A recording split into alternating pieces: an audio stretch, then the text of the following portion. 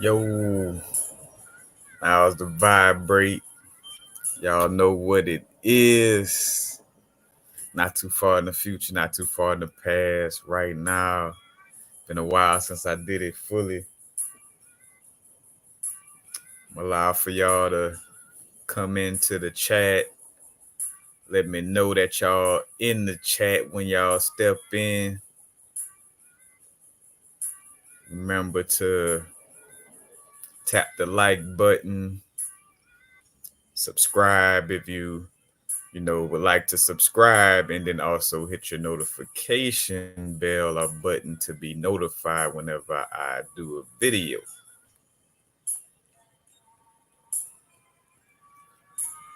Right now, we're going to get into current energies in connection to February.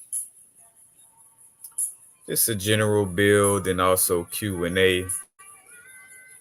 Again, let me know how the visual and audio is. Can you hear me well, or is the music in the background too loud? Give me a thumbs up or some type of emoji or message in the chat to let me know that everything is on point and y'all not robots.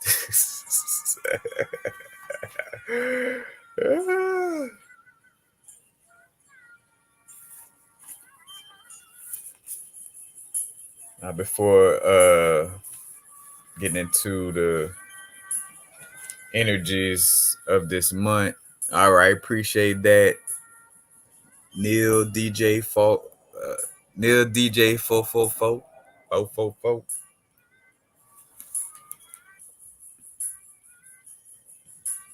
All right, all right. We're in the building. Shimmer Intuitions, Tarot, 818.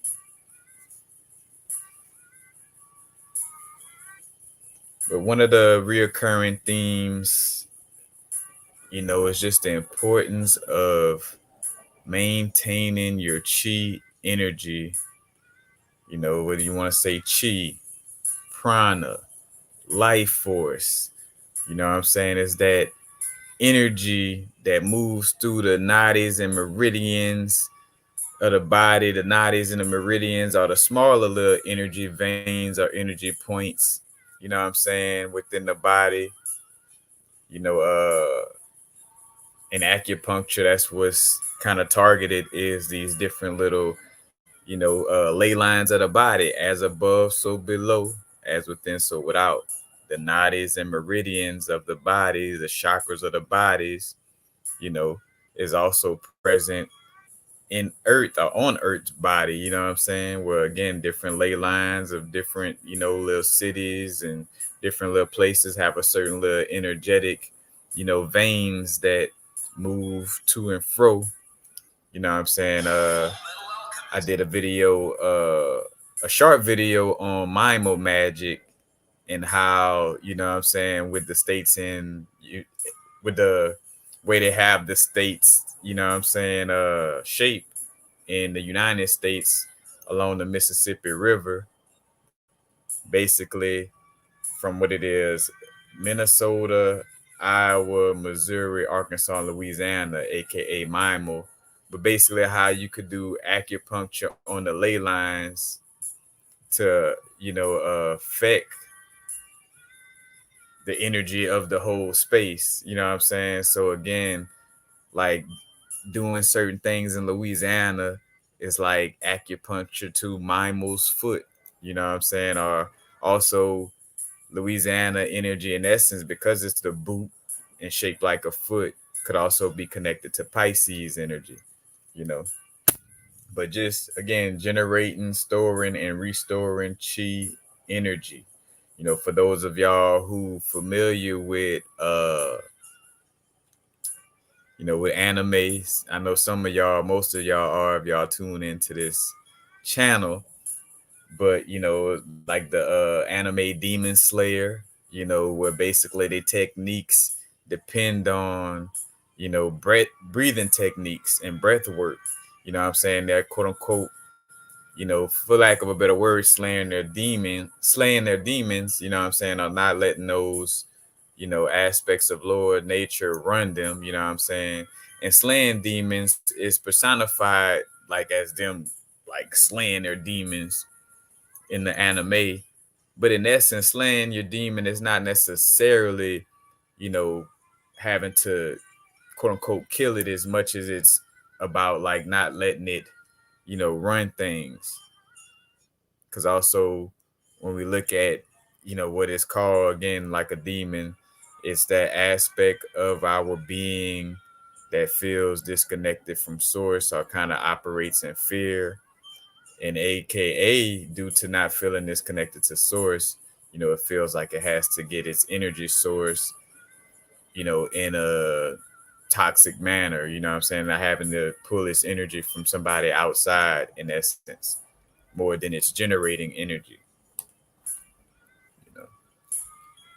But the breathing techniques, you know what I'm saying? Because when we talk about uh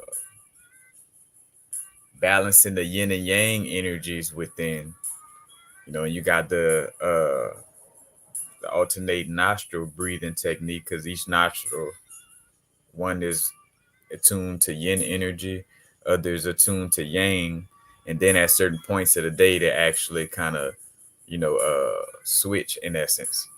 But also connecting the chi energy to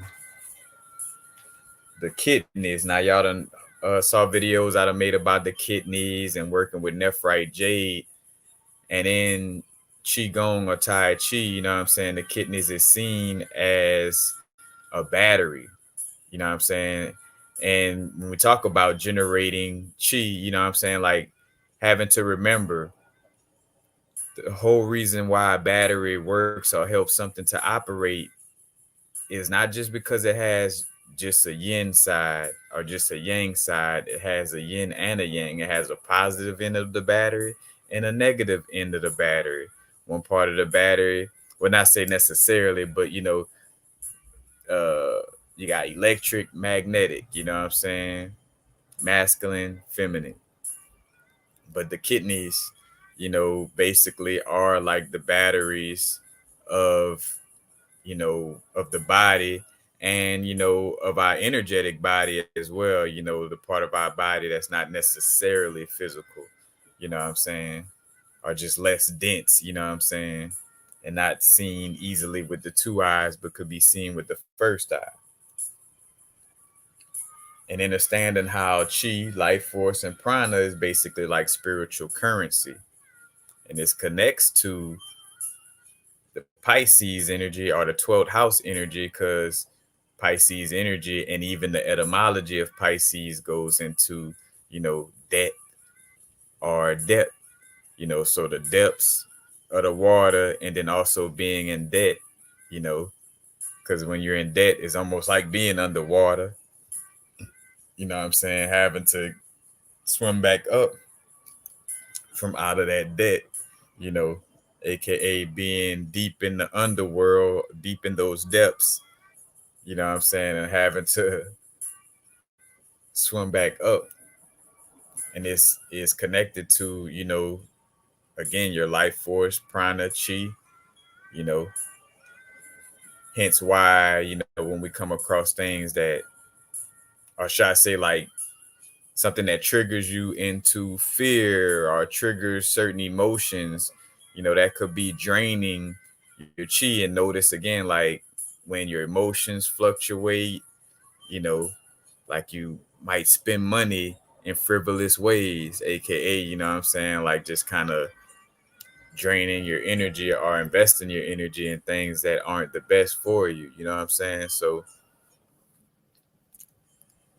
keeping those kidneys on point. And of course, I done reference the Montauk Chia book, and remind me to reference it or show it again. I know I done it before, but hey, what I'm saying, some people new in the live, so I reference again. But to see different exercises and how to, move the chi energy in your body, because that's why imagination, the I imagination is so important, when it comes to certain spiritual practices, because being able to visualize, you know, your kidneys, because again, the organs smile in sound healing, where you heal certain organs with making certain sounds, and uh you're also like cleansing a certain energy, because again, like the kidneys are connected to fear, hence why people who have to deal with dialysis or have bad kidneys also may have had fear, you know, strongly, are dealing with a lot of fear, and that's what a fear builds up. You know what I'm saying? Anger could build up in the liver, you know what I'm saying? So detoxing your liver, not only with doing healthy exercises to acknowledge your anger and, release it, or should I say, let it flow healthily. You could also do things to take care of your liver, which would take care of, you know, keeping those emotions, especially anger, keeping that energy flowing. You know what I'm saying? So, you have that aspect as well. And ultimately, always understanding that we're building our body, what I'm saying, for our next lifetime in this now moment, and it's being encoded in our DNA, hence why we go through certain things, because of, what our ancestors, mom and dad went through, you know what I'm saying? That's due to like the DNA being passed down. And even when we think of past lives, we say past lives, and there's also just a connection of being able to tap into your ancestors, you know, which in essence is more so what makes us, immortal, is seeing that, you know, how everything is connected, and you are in essence your ancestors, you know what I'm saying? And you have access to those, what we call past lives, more so, tapping into your DNA. When you're able to tap into your DNA properly, then you're able to, you know what I'm saying? Again, like the genes, genius, you know what I'm saying? But the spiritual currency, maintaining the chi, the life force, because the kidneys are the battery of the body. And again, I'm drawing all these little connections astrologically as well, you know what I'm saying? Because the kidneys are like scales, what, and more so like the Libra scale, not the scale you just stand on and just find out your weight, but more so the Libra scales, you know what I'm saying? The scales of Mayat, you know what I'm saying? Type of energy. That's what the kidneys are connected to. Now, no coincidence that the kidneys deal with fluids. It deals with fluids. It deals with a balance. And with it dealing with fluids, then that also connects it back to the Pisces energy. Now the kidneys is more so the Libra, is connected to the Libra energy. Hence the scales, you know what I'm saying, is like balancing the positive and negative, you know what I'm saying? But on another level, it's connected, energetically to the Pisces energy. Excuse me, I'm looking at my notes. It's connected to the Pisces energy, because the Pisces energy again deals with spiritual debts, or karmic debts. You know what I'm saying? Like having to pay that chi or life force for past things that, you know what I'm saying, for ancestors, you know, having a low balance of income or a low balance of chi energy, or done things that created karmic cycles that basically, doesn't allow for a lot of chi to be generated or stored. So, again, you coming in this lifetime to, remove and remove or reverse the curses, quote unquote, as it said, So right now, that would also connect to the current energy vibes. It's like, making sure you take care of your kidneys, making sure you, you know, keeping the fluid, drinking your water, You know what I'm saying? Staying flexible and fluid in your nature, you know, while also maintaining stability because it's about the balance. Now, again, like the scales, you know, like a scales to pay a balance or pay for balance. So, say for instance, again, kidneys deal with yin and yang energy, balancing energy. And again, it's like paying a balance. Now, bringing this to the Pisces energy and what part of the body the Pisces energy deals with, the Pisces energy deals with the lymph system. No coincidence that lymph is connected to the word nymph. And the nymphs, in mythology is more so connected to, water spirits. You know what I'm saying? It's almost like water fairies in essence. You know what I'm saying? So you see how the mythology and anatomy connect. But the lymph system is to protect you from infection and keep a healthy balance of fluids. So the lymph system helps to keep a healthy balance of fluids, and that would also help to keep a healthy balance of chi, you know what I'm saying, of life force.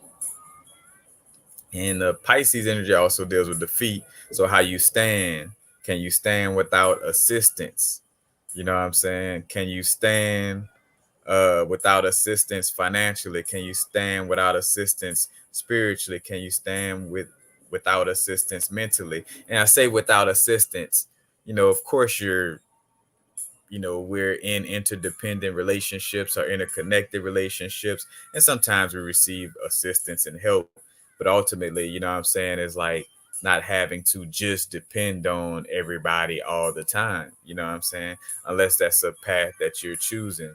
And again, get to know yourself to the fullest. Look up your birth chart, your your natal chart when it comes to astrology. Look up the numerology, you know what I'm saying, when it connects with your name, uh as it pertains to your name, as it pertains to your birth date, you know what I'm saying? But it's like really getting to know yourself is, one of the main keys. Cause throughout my journey of speaking and hearing others speak, ultimately it's like, like not really telling people, hey, you should be doing this, you need to, you know what I'm saying? Like not necessarily like, you know, like almost like trying to direct or give advice, you know, of how a person should do things. Is more so like just sharing the truths. Hey, it would be best if you pay, if you paid attention to this or if you were aware of this. I ain't telling you what to do. You know what I'm saying? That's why I always speak in that manner, you know, because ultimately some things I may share a being who don't have the same blood type as me, body capacity as me, you know what I'm saying, extrasensory perception, like they may not even, that might not even resonate or have to deal with them, you know what I'm saying? So it's not necessarily like for everybody, you know what I'm saying, or everybody being like me, but it's like understanding that yes, there are, beings in the realm that, are in alignment with my energy or what I've experienced.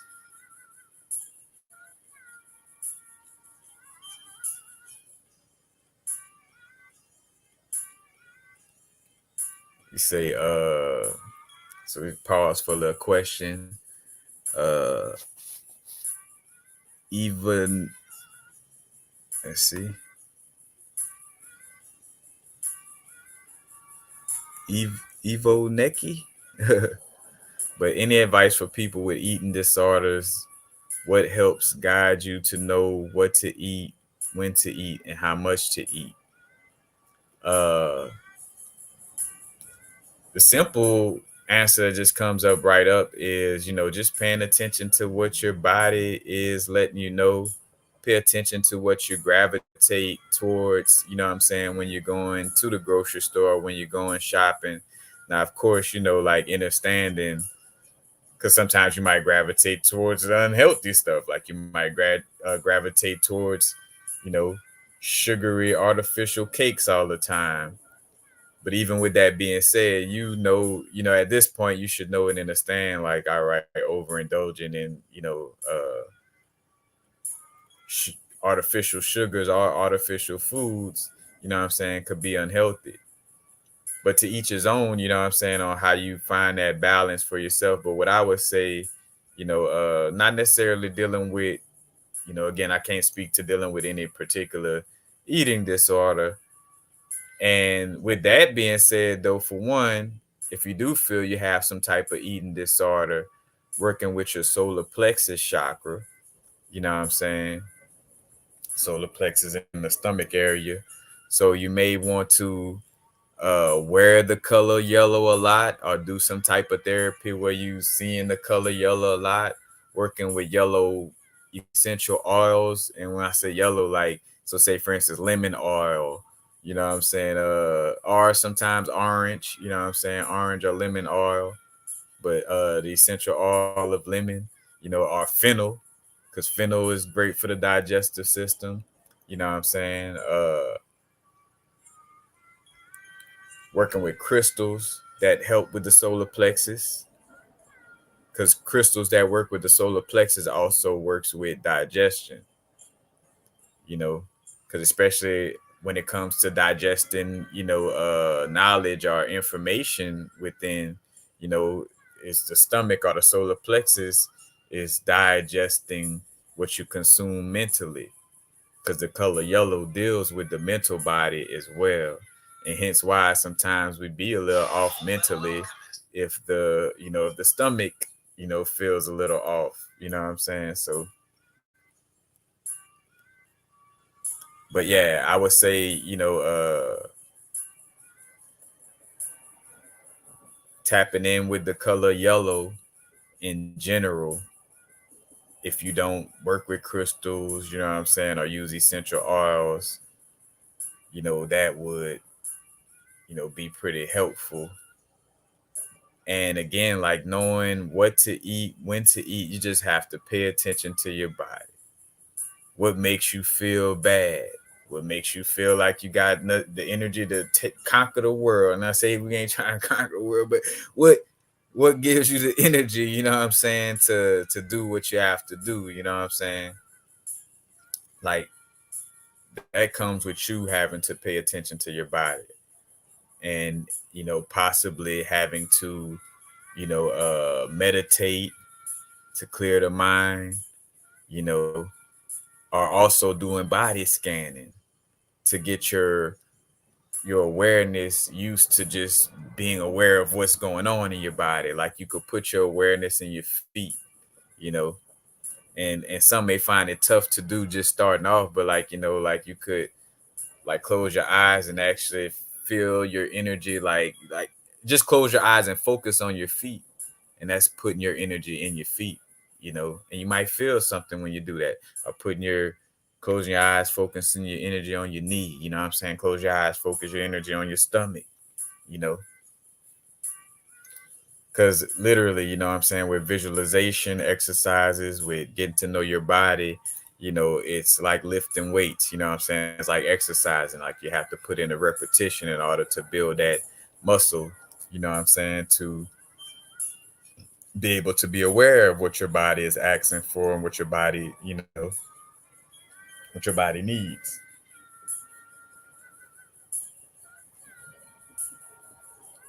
So, that just answering that generally. Yeah.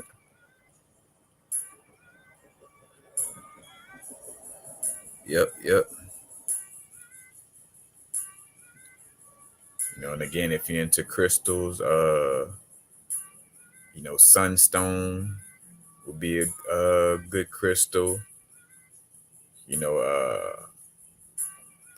I like pyrite because it kind of works with from the solar plexus down to the root, because it has iron in it.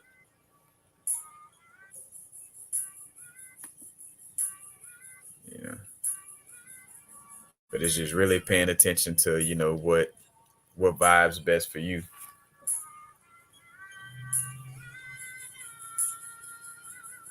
And so again, Going back to talking about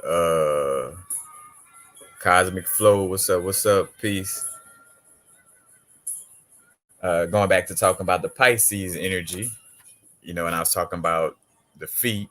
Again, do you stand and walk off balance? You know what I'm saying? Like, and again, like walking off balance, and having a balance in the bank, and your balance is off. You know what I'm saying?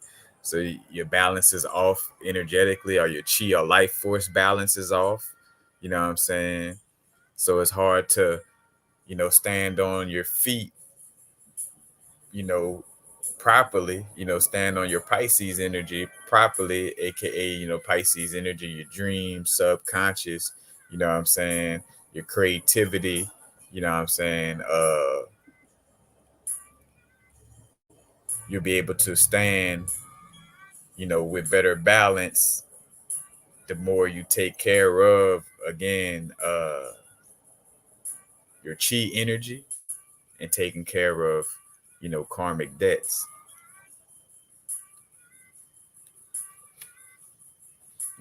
Basically balancing, creating balance financially and creating balance karmically.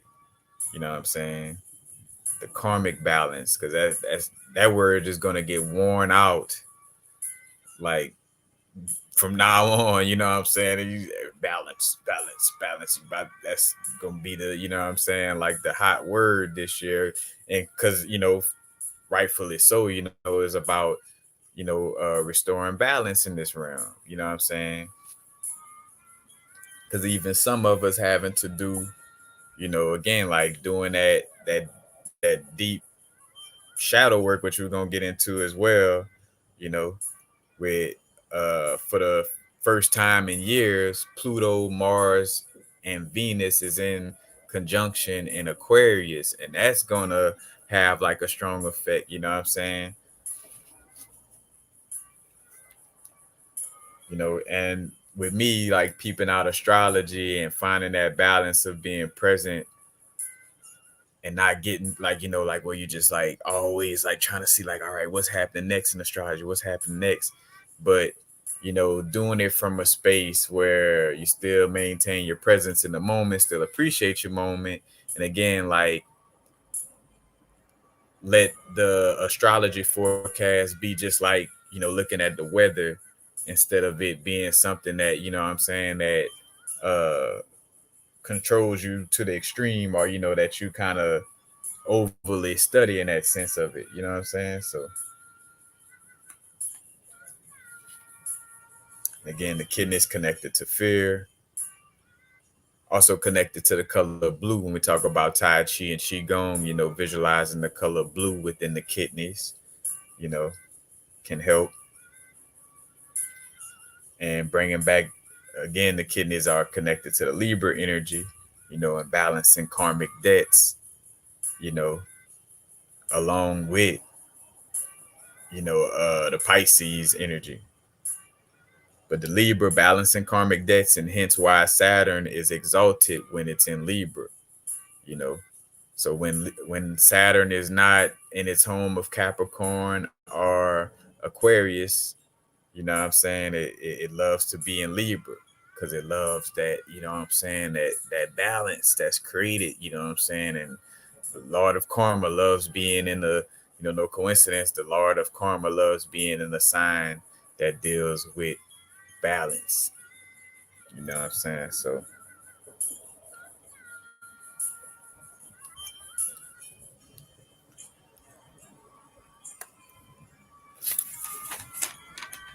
but I'm just touching a little bit on another aspect that been coming up, but just more so again with my personal reading as of late. I done shared this book with y'all, The Day of the Fish. I always give a shout out to Seven Bomar for sharing that book, because that was a pretty good share, adding, connecting the dots in that sense. But basically, just truly and genuinely, acknowledging how important it is to maintain the integrity of our DNA, maintain the integrity of our aura, you know what I'm saying? Like taking care of our aura, because, just lean, lean in a little dark area a little bit, you know what I'm saying? Of like, taking care of yourself is very important because, if you love, you're here for a reason, you know what I'm saying? And you don't want to have to uh get in anything that's very dangerous, you know what I'm saying, to the point of you even transitioning, you know what I'm saying, due to not maintaining your energy field. Because the more you constantly, like, it's okay to have negative emotion, like, to get sad, to get angry, ain't nothing wrong with that. It's when those, negative emotions are lower vibrational emotional states linger. You know what I'm saying? When you allow for depression to linger. And matter of fact, speaking of, karma and karmic cycles, like, you got karmic ties to a past situation and you haven't fully let go of it yet. You know what I'm saying? Then it just keeps, affecting your field. And if any of you experience, you know what I'm saying, like, again, there's a difference. You could feel a difference in the daytime and the nighttime. And, if your aura is not strongly put together, and you,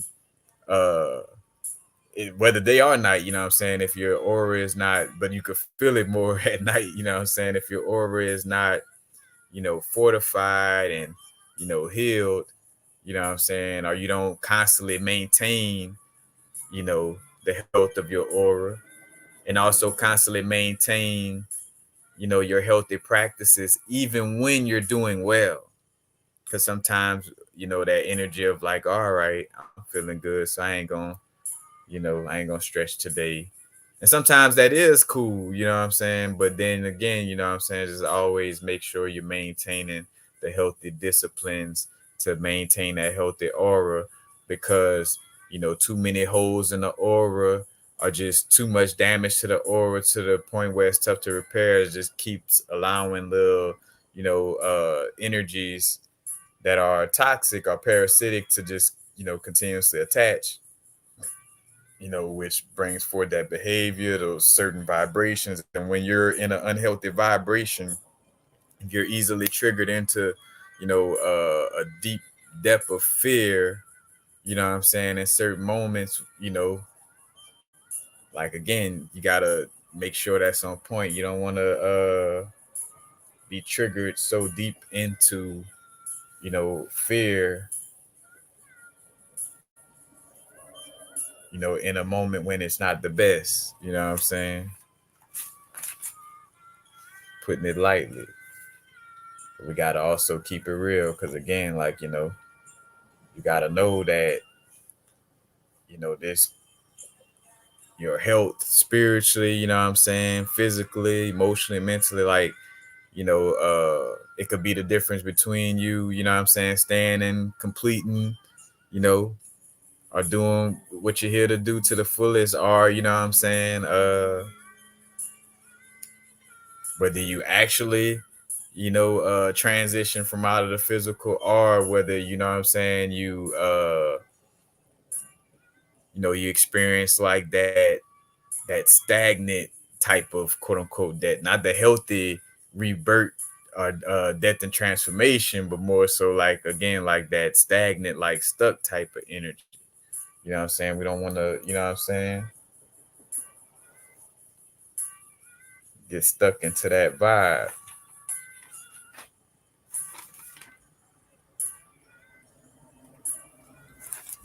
So, getting into the Pluto, matter of fact, in it,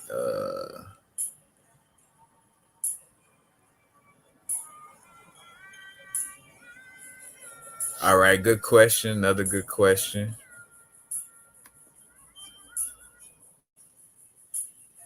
Any tips for booting the parasites and repairing the holes?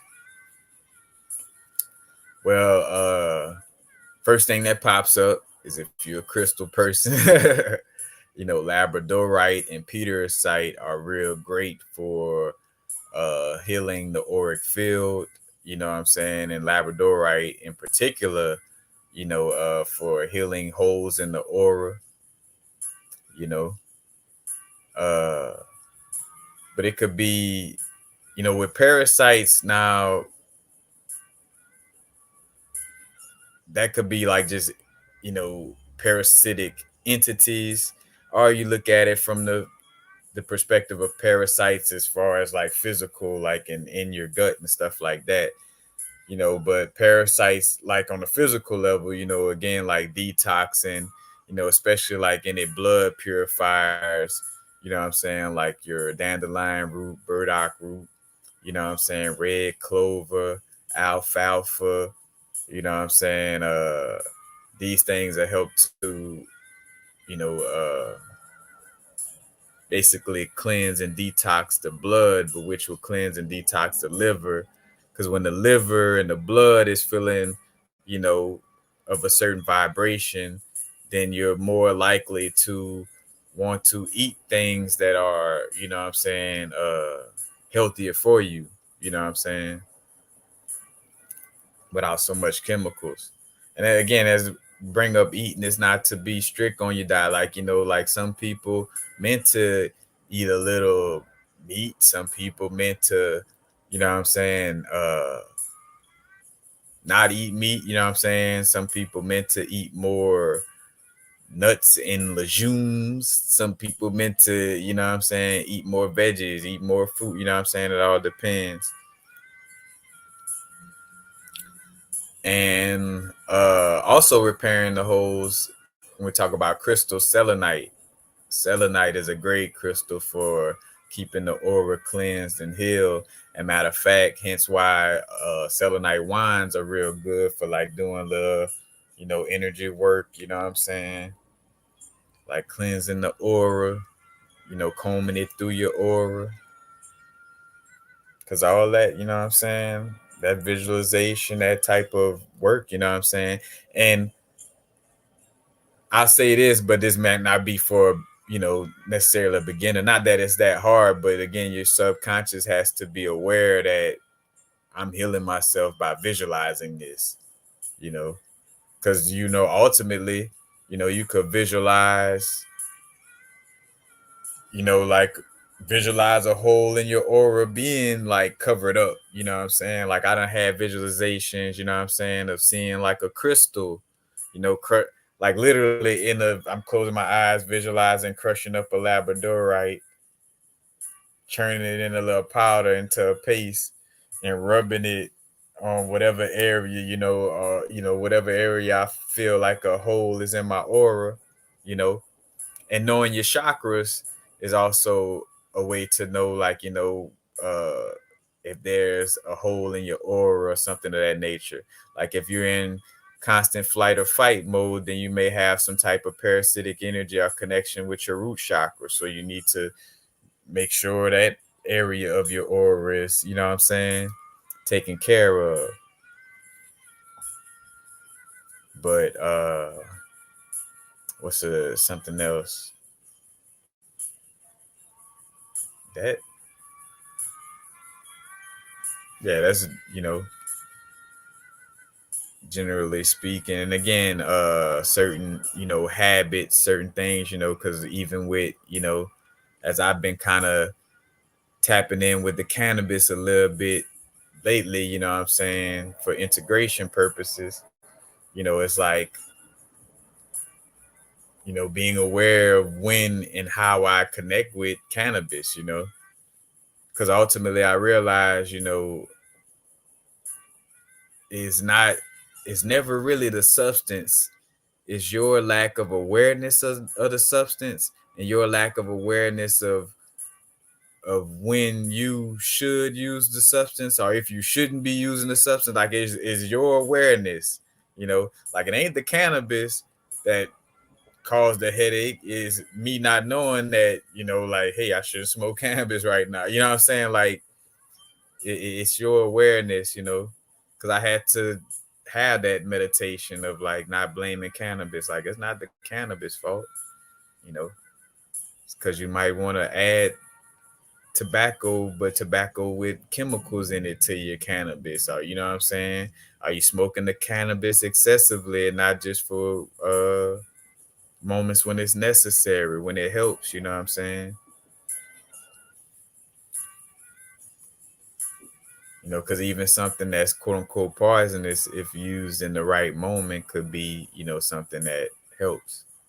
It's kind of like the coffee vibe, you know, like coffee could actually be pretty helpful. You know, it's just not like, you know, going extreme about it. You feel me?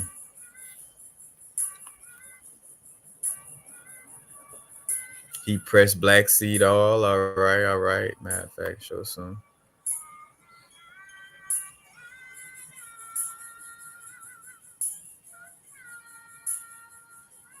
All right. I see you just say you mean demons or negative thoughts when you say parasites. Like for me, constantly meditating and going ground outside by the trees. Like, and when I say ground, for me, like I gotta be barefoot. You know, that's why I've started to dislike the winter time because it's like, dang, you know what I'm saying? Nobody wanna sit in 20-degree weather with their feet on some cold ass ground, you know what I'm saying? But but you know, like grounding, you know, if you're not able, if you're in a big city or whatever, you know what I'm saying, working with you some hematite or crystals with iron in it, you know, but hematite pyrite, you know what I'm saying?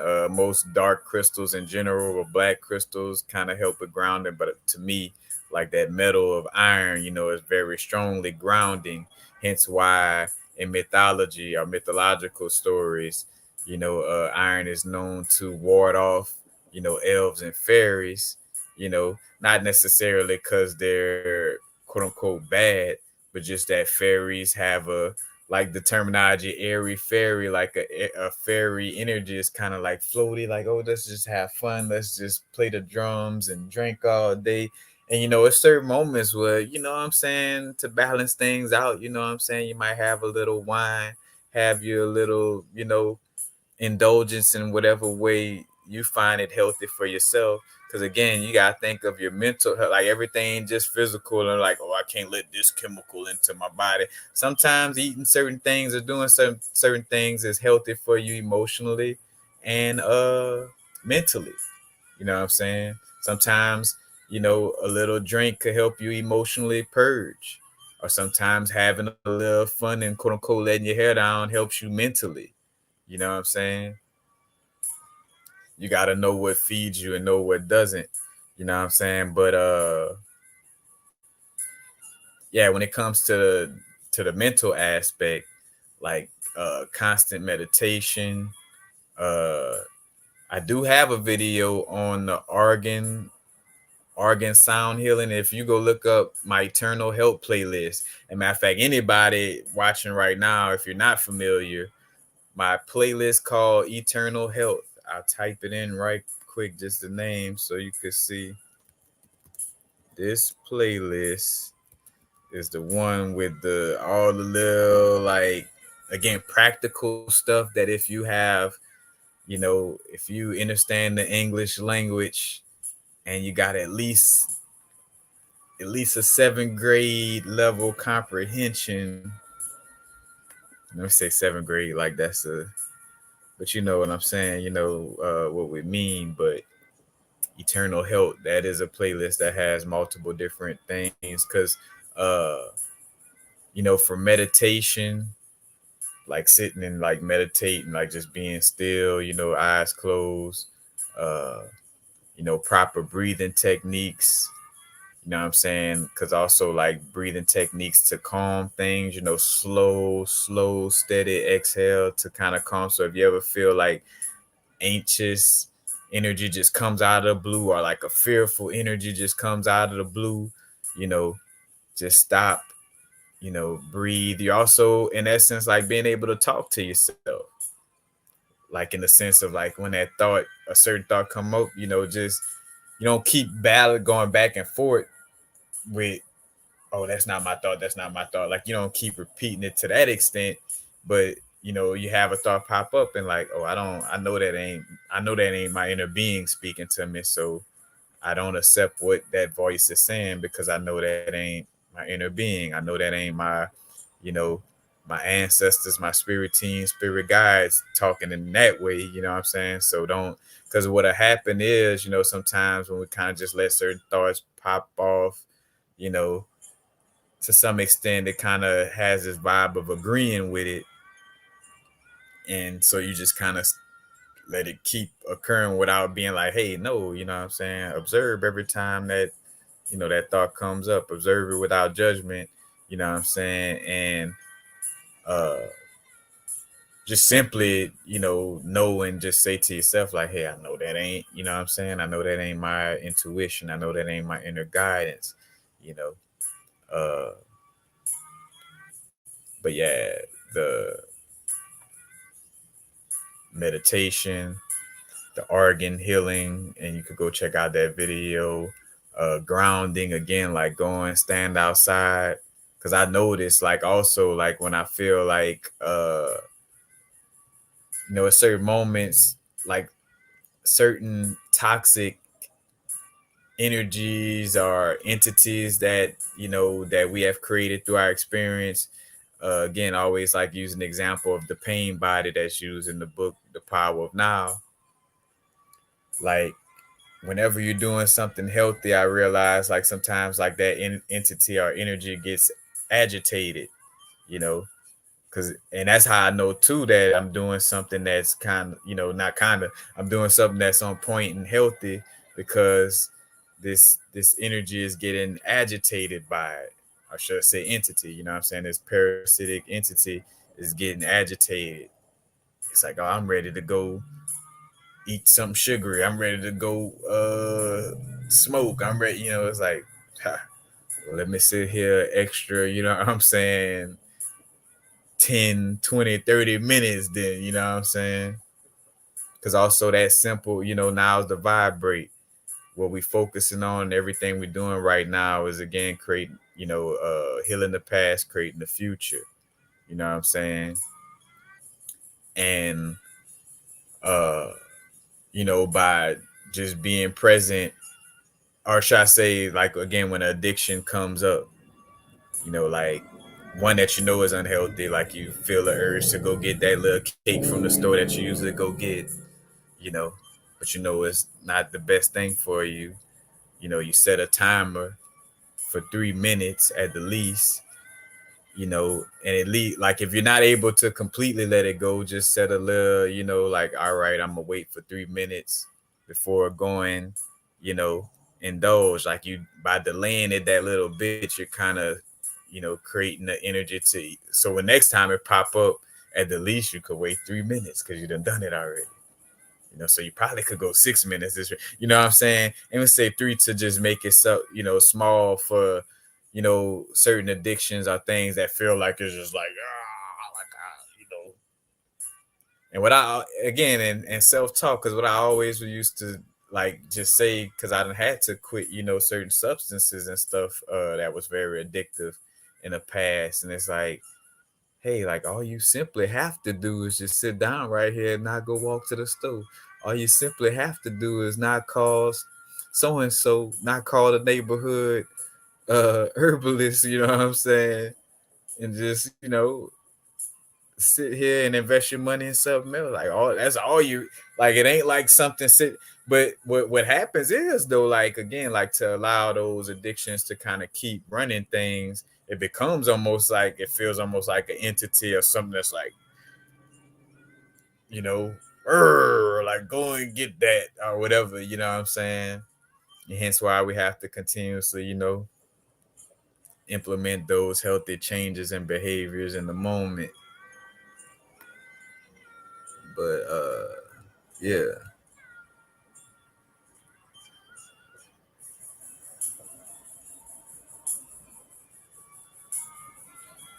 Yep, meditation. Yep, and finding trigger points. Yep, most definitely.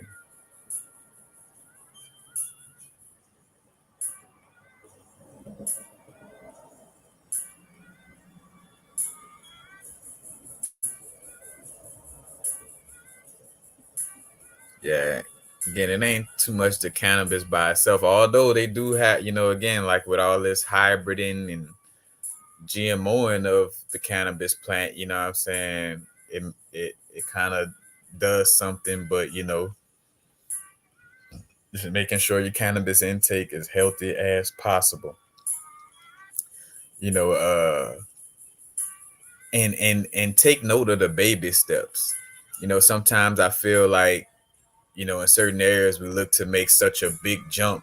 And it's almost like if I don't make no big jump, then I ain't succeeded. It's like, man, if you waited 3 minutes to stop doing something before you did it for the first time ever, pat yourself on the back. You know what I'm saying? Because that's also a theme right now, is like giving yourself grace. Like you can't lie and bullshit yourself. Like, you know what I'm saying? Because nor would I, sit here and share something with you. Like, again, it ain't all butterflies and cupcakes. You know what I'm saying? It's going to be some tough, you know, dark moments upon our journey. You know what I'm saying? Or through, as you progress, it ain't always like that. But again, yes, you're gonna have like, underworld transits, you know what I'm saying? Hence why it's throughout mythology of like having to transit through the underworld, having to transit through the depths of our subconscious, and facing our fears, you know what I'm saying, and dealing with these experiences. But yeah, it's just the constant implementing of, these healthy habits.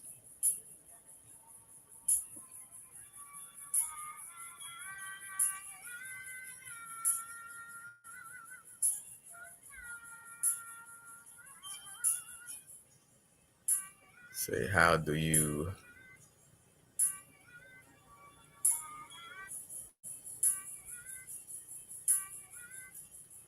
no contact? Yeah.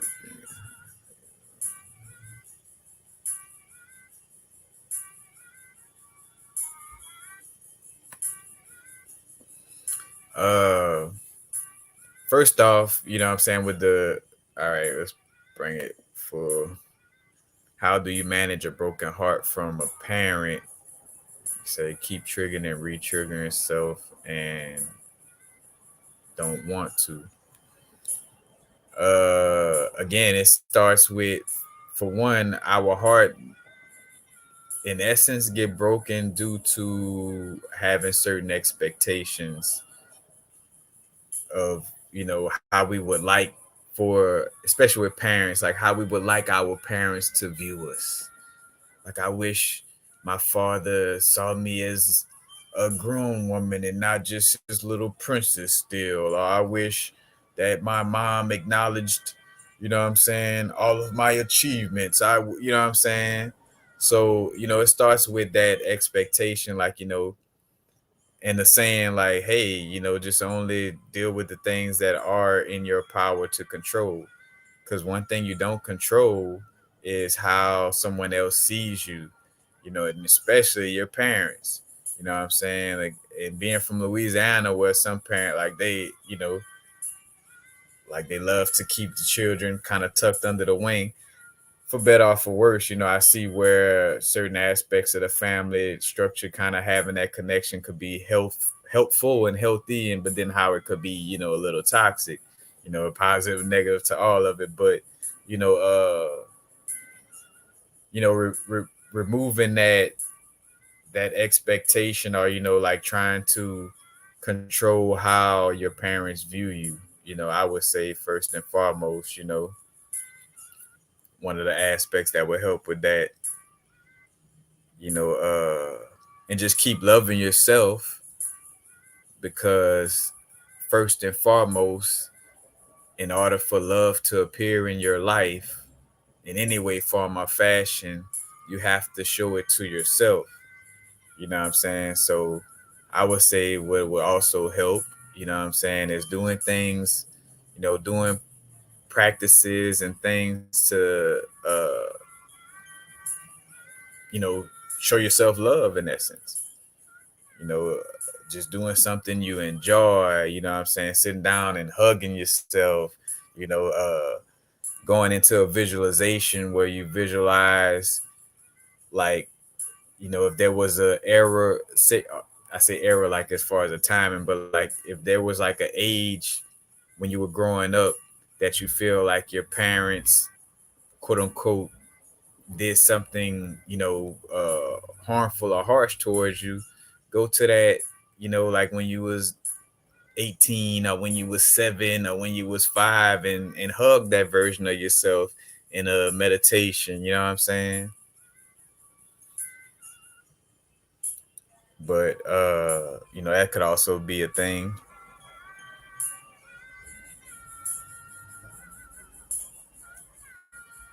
because I've seen, with myself, a trigger is uh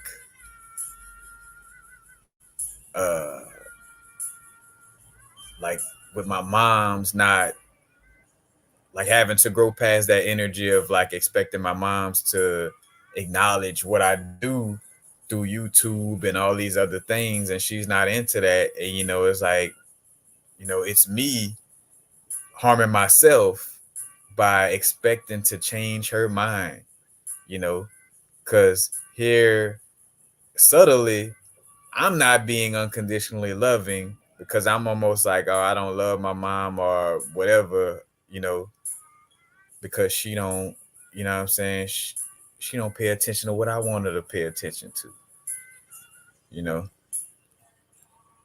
It's like having a sip, like she's not into this, you know what I'm saying?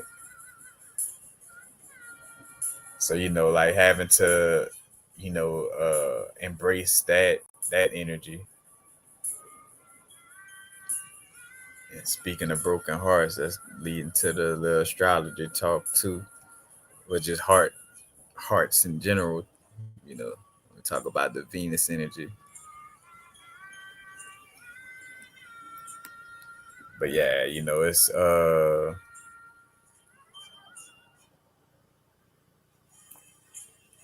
loving yourself and not, having those expectations, and understand, like journaling, asking yourself, journal prop and spirit guide, spirit team, why did I choose my parents? Like the parents that I incarnated with, why did I choose them? What's the lesson that I'm meant to learn from having parents that I feel like broke my heart? You know what I'm saying? Because sometimes it takes going to that deeper. Sometimes it takes that deeper reflection, or sometimes it just takes something as simple as like, oh, just stop trying to expect them to. You know what I'm saying? And it's something that has to be practiced, so you have to keep reminding yourself, like, if you got to start off your day writing a journal, hey, I won't allow how other people view me to break my heart, you know have that as a journal prompting for every morning, you know what I'm saying? I mean, I say a journal prompting, but like a journal affirmation, you know what I'm saying, and a general affirmation for the day, you know what I'm saying, to constantly remind yourself, you know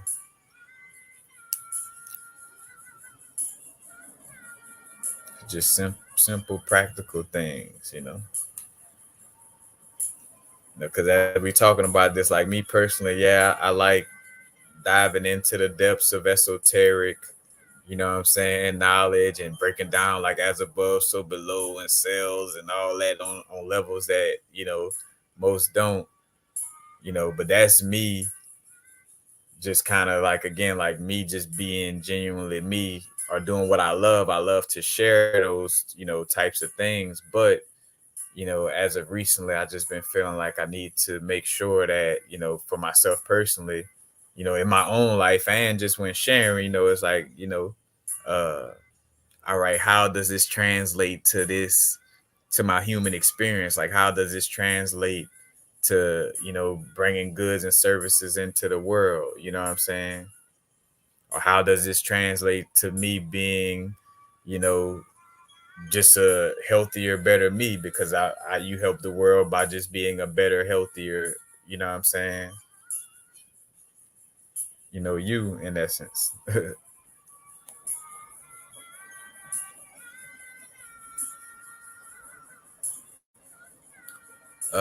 Yes, Evo Neki, my I type in my PayPal. And again, any and all donations greatly appreciated. You know, there's over 1,900 videos on this channel that you have access to for the free. So any and all donations greatly appreciated. And it's a tricky situation because you made it free for a reason, in essence. But deserve a little support because it's like a bartering situation where it's like I'm sharing. I've shared constantly throughout my journey. You know what I'm saying? So like some form of reciprocation.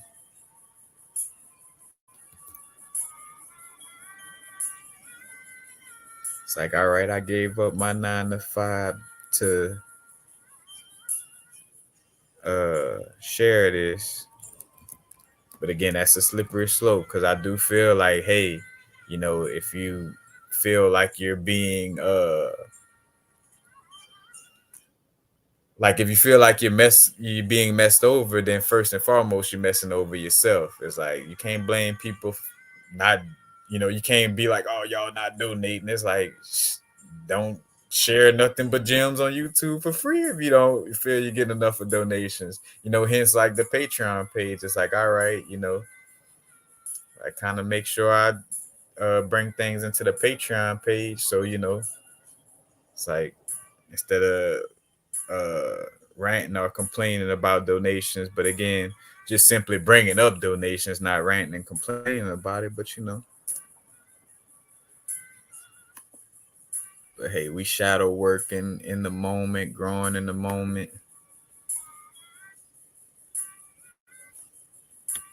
But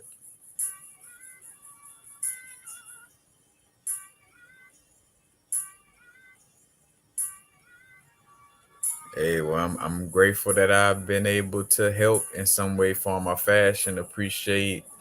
You know, uh, appreciate the connections. Again, appreciate y'all coming into the lives.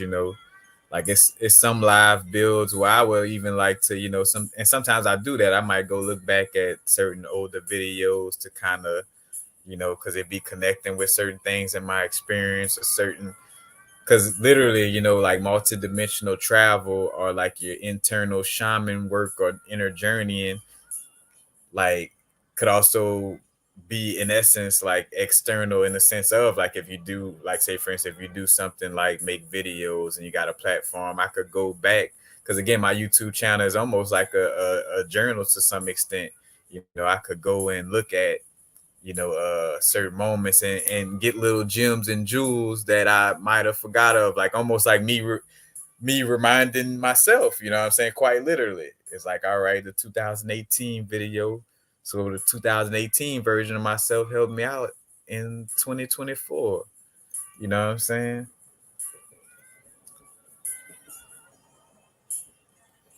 Because that's the physical human representation of multidimensional travel. You know what I'm saying? So it's not always like, oh, get into a spaceship and body disappeared. In our physical experience, it could be as simple as, doing something like again going reread an old journal entry or again look at an old video or go and revisit a place that you used to like an old city or an old place that you used to be around and you kind of we make the reference like drawing the flower of life. You know what I'm saying? You draw one circle and then go to the furthest edge of that circle and then draw another one. But as you drawing the say for instance, as you drawing the second circle still touches part of that previous circle. You know what I'm saying? So, although moving into a new space, you still kind of cross over some of your old spaces to kind of again like because that literally subconscious programming is repetition. So sometimes we have to, have a repetition of going over a certain space or going through a certain space again to, integrate all those gems and jewels. Kind of like again, like with me smoking again, because I realized why I stopped. You know what I'm saying? In connection with my dreams and in connection with my astral and etheric health. But then it got to a point where I realized, like, all right, if I be extreme about it, that might be being fearful, you know. So don't be like, all right, like I just can't smoke cannabis anymore. You know what I'm saying? To the extreme, it's like, all right, I could smoke again and be real with you again. Like I had certain experiences. Again, when we talk about shadow work, it's like literally you're going like into that space where you were traumatized to retrieve the part of you that was fragmented. You know, it's like you might have had something happen to you, and the little 7-year old version of you that believed that all people are good got fragmented and it's just sitting down still crying in that dimension or space of where that trauma happened. So sometimes, in order, like with doing that shadow work, sometimes you gotta actually go back into that energy, you know. So it probably was when the trauma happened, it may have been when you were smoking, herb or drinking. And this doesn't mean, it's a thin line. It doesn't mean to go back into indulging into it into a toxic level, but you may end up going back into that space at least briefly, and when you realize it, like, all right, I'm here to retrieve, that 7-year old version of myself that felt like the world had to be all nice, you know, and had to, like, hey, little 7-year old version of self, like things are a little tougher, like remember X-Men, and they sometimes fight the bad guys, sometimes the world could be like that, you know what I'm saying? Like it's all love though, you know what I'm saying? I love you, you know what I'm saying? We gonna and look at how well we're doing right now. You should see how well I'm doing right now, 7-year old me. You know what I'm saying? Because that also creates like a little fun vibe when you kind of, tap in with the imagination and visualization in that way with it too. You know,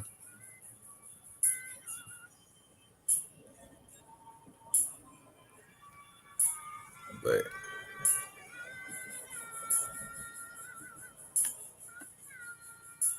y'all give me 1 second. I gotta step away for a little break.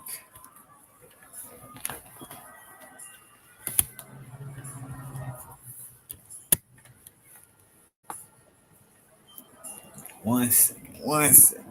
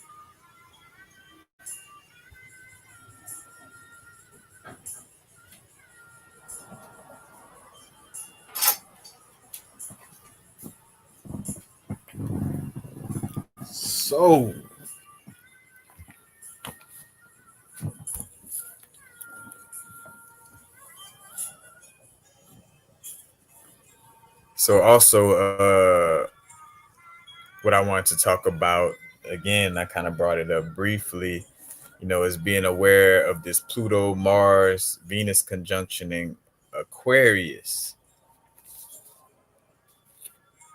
And with anything, it's just like weather, you know what I'm saying? It ain't to like try to micromanage or any of that. It's just like, though, when you have this awareness, and I felt like this was very key because Pluto deals with, death and rebirth cycles.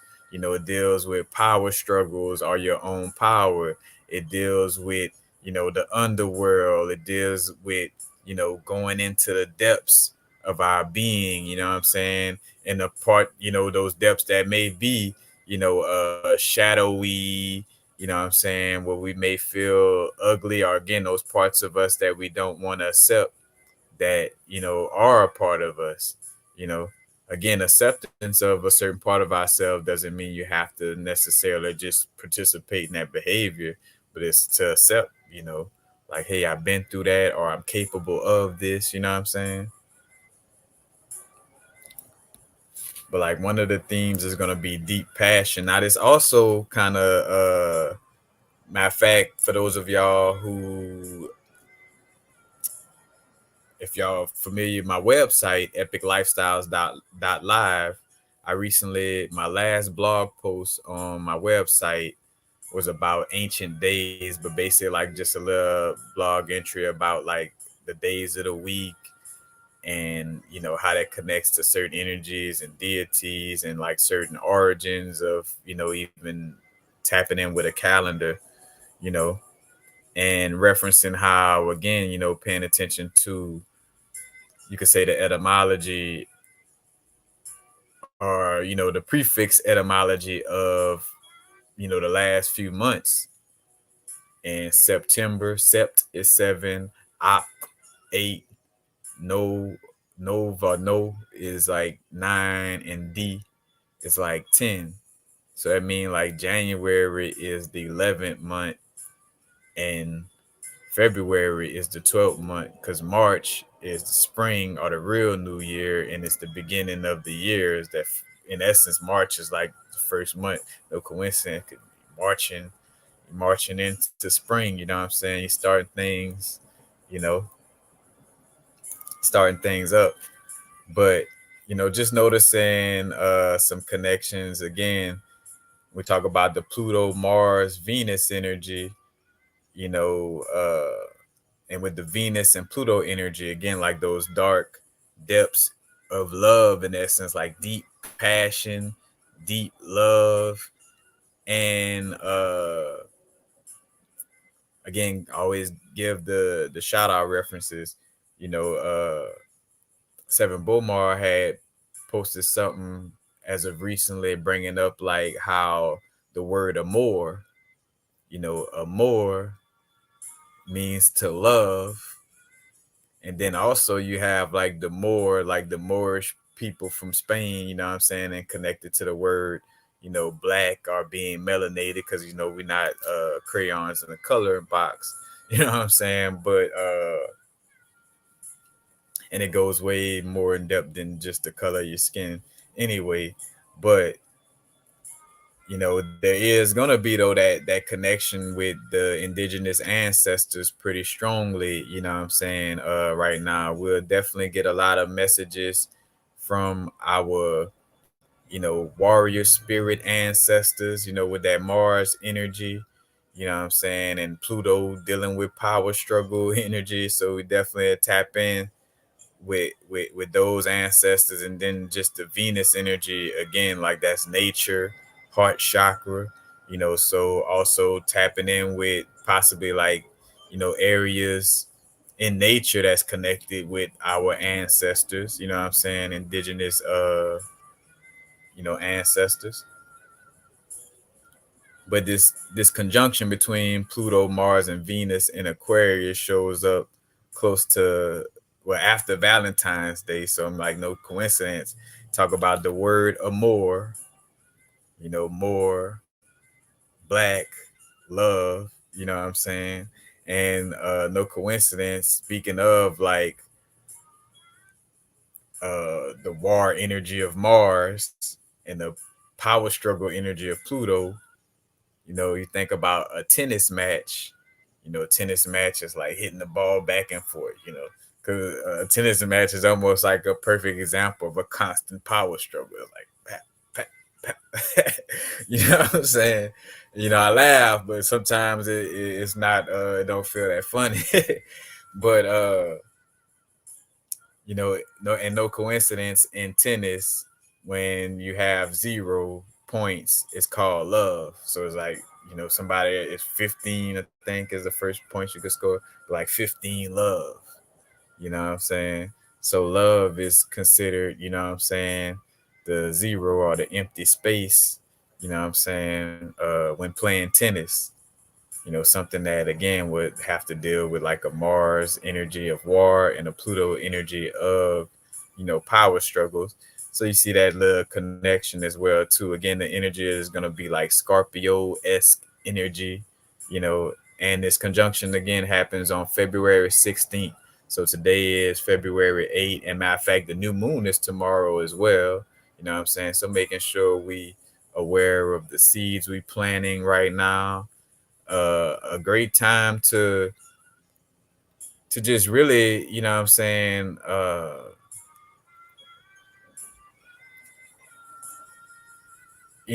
really get deep into like what it is we like to gain the most clarity possible at how we want to, what I'm saying, do things in this incarnation. You know what I'm saying? Like what, like having a strong awareness of like what you're here to do in this incarnation, and what I'm saying, what you love to do, what your gifts and talents, and how to like, express that and tap into that. You know what I'm saying? Because the reality is, like again, you know we have gotten these insights early in the game so we could be prepared, because you know things do get better and better as we go, but it is tougher whenever not taking care of our hygiene to the fullest. You know, at at one point, not taking care of your hygiene, spiritually, physically, emotionally, on all levels, it wasn't too much of a consequence.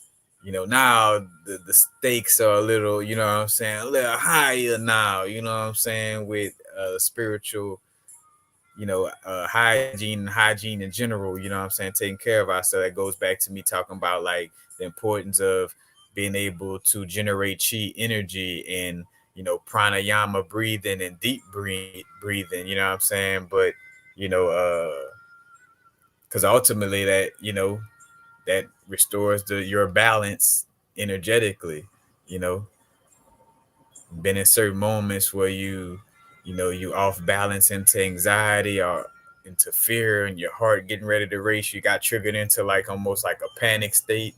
Like what helps you return to balance? That breathing, the because the inhale, exhale, it it restores the balance.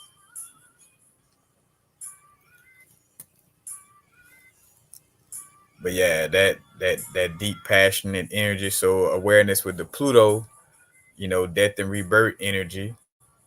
And, I made that a pointer, what I'm saying? Let this be a symbolic death and rebirth, you know what I'm saying? Making sure, not to get into any heated, passionate arguments in a way that may, severely harm yourself or others. Now, to each his own with, your relationship styles and all this, you know what I'm saying? But, because again, no judgment, you know what I'm saying? If you knowing what you like to connect with, you know what I'm saying, that's up to you. But just realistically speaking, like, yeah, what I'm saying, in the approach to, February 16th, just making sure that, we're not uh getting into, or we don't allow our, I would say that just not allowing our disagreements with others to cause, severe harm to ourselves or others. You know what I'm saying? And sometimes that's tough to avoid. The realistic aspect about that is sometimes it's tough to avoid, having to go through certain things. But a lot of times it could be avoided where, you don't have to be seen as somebody running from something that's scared, or, what I'm saying, none of that. The situations could be, cleared and handled. That's also when it comes to like consulting with your spirit guide, spirit team, ancestors, all the aspects of your inner guidance, you know what I'm saying? Like, hey, how can I, solve this turmoil between me and so, or how can I uh express this to my mate or my partner, without it causing some type of, you know, extreme argument, you know what I'm saying? So in essence, being aware of power struggles that could lead to violence, you know what I'm saying? Not allowing the power struggles to lead to, any violent situations, you feel me? Uh Another energy, you could feel is deep longing for soul family and networking connections, because this is all in Aquarius. So, we may have like that deep longing, for the soul fam and networking connections. And with Mars here, Mars is kind of like, bam, like spontaneous, you know what I'm saying? Mars rule Aries as much as Scorpio. And Mars or the Aries, that one energy is like now, instantly, spontaneously, you know what I'm saying? So be aware of your impulses to just, hurry up and make certain type of connections, and being aware of those type of impulsive connections coming towards you, like impulsive, like somebody just coming out of the blue and like, man, I really, really love you, I value, and it's like, damn, I didn't even know you like me like that, or, or I wasn't aware of that, or, that kind of energy is going to be coming up, you know, also. And again, we're talking about like different factors, it ain't all just these, uh, which I explain as I go, but, it's like, I'm just bringing up little key points that come to me. In other words, like, there are certain things that I'm not bringing up that's connected to this transit as well. You know what I'm saying? But just have to say that sometimes.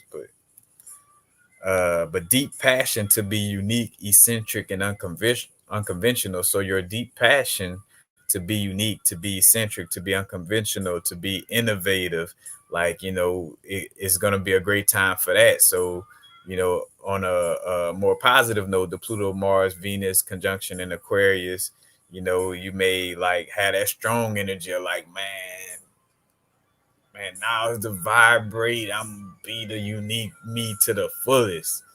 Like, you know what I'm saying? Because even with Pluto kind of reminding you, like, on a, on a dark aspect of like, you know what I'm saying? Hey, you want to keep rebirthing. You know what I'm saying?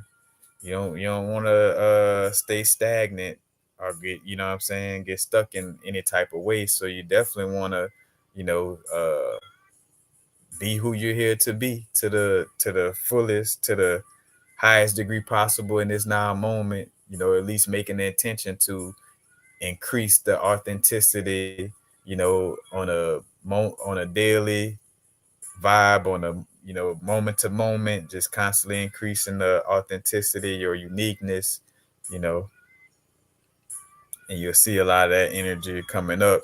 Now also, uh realizing with the connection with Aquarius, Aquarius, one of the connections to Aquarius is with technology. So technology piercing into the depths of the subconscious, happening right now, with the whole Pluto going into Aquarius. So the Pluto, again, going into those depths, and, also highlighting, you know, power struggles with technology in essence as well, almost like, like the story of Terminator or the Matrix in essence, you know what I'm saying? And like basically realizing, in essence, we're not here to get lost in the metaverse or get lost in VR goggles and none of that. Like that's for, it's not for everybody, you know what I'm saying? Be real with you again, that's not the healthiest thing. You know what I'm saying? More so for some of us who, have an internal technology that's just as powerful as some type of VR goggles. You know what I'm saying? Like, and it goes to again, like, visualizing, like lifting weights, working that muscle of visualization, you know. Because what's funny is like a VR goggle literally is like your own mind's eye capability. There's been times I done closed my eyes Like matter of fact, because if you saw an example of the VR goggles, like it could have like four different screens of like this channel or this game or whatever, whatever, while you still kind of see the background of your house or whatever. But long story short, like, closing your eyes and visualize like something you read before, or visualize a certain situation that played out in your life, like almost all the different little scenes like laid out like on a VR screen, but you have that capability first and foremost. And again, the key is, you know, not throwing the baby out with the bathwater. Like technology ain't all good, it ain't all bad. It has its healthy aspects, and it may be possible that we return, we incarnated in this lifetime, to prevent like a toxic relationship with technology. Instead of being like, oh no, it's bad and let's fear technology, because it's source energy, we do our best to face fears and not operate in fear. So it's like just making sure the relationship with technology is healthy. I make the joke about, if y'all familiar with Star Wars, you know, uh in most of the movies in Star Wars, R2D2 like come through in the clutch. You know what I'm saying? Been plenty of time where they've been stuck in a certain area, R2D2 plug into the little software of a spaceship or something and open a door for somebody who trap or this and that, you know what I'm saying? So it's like, R2D2 could help. It's just not putting R2D2 before my own physical body or my own metaphysical body, you know what I'm saying? But that comes up. And also facing fears towards technology, or facing fears towards new things, or facing fears towards innovation, or like what we call like a futuristic, you know, experience, you know what I'm saying? Like, cause, you know, I done seen it pop up in certain moments, of like, oh dang, like computers really gonna be doing this, or really robots is really gonna be, you know what I'm saying? Like, and having technology, because at one point, some of us probably was like on the like extreme, like, oh, we all going into little tents in nature and stuff like that. And it's like, nah, not necessarily. You know what I'm saying? You incarnated some, you know what I'm saying? Some of us incarnated, you know what I'm saying, in this realm.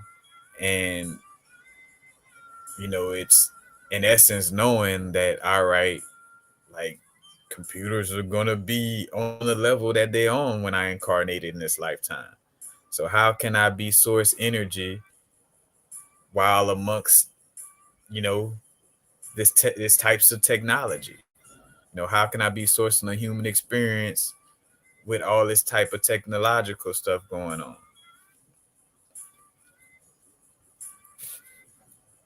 And with that, facing fears towards technology and new things and innovation, you know, basically, so this could be like a little, this might be so a little practical application, something that you may want to do a journal prompting on, if this applies to you. But if you feel like something is wrong, like with like with being in a world with all this technology, because some people might like, oh no, like robots talking and this and that, like, oh but you got to ask yourself, like, if you're that against technology to that level, why did you choose to incarnate in a moment when technology was going to be to this level? You know, like, you most likely will get a life changing aha moment from, that little journal prompt, and then, sitting down with yourself and understanding that, like, why did you choose to come into this realm when all this technology, like, to torture yourself? And that might be the answer, you know what I'm saying? And that, I'm being a little facetious, but like, did you, you know, and you'll know whether you're lying to yourself, because if you like, oh, this is torture, and I came to torture myself. But you'll get other answers to show you like, no, that ain't the reason. You know what I'm saying? But anyway, you know, yeah, like if you're against technology so much, then why did you incarnate? Like simply, you could write that down as a, you know what I'm saying, as a little journal question. If you feel like something is so wrong with, technology, advancing the way it is right now, then ask yourself, why did I incarnate when technology was going to be on this level? You know, so that could be a meditation in connection with this, with this astrological transit as well.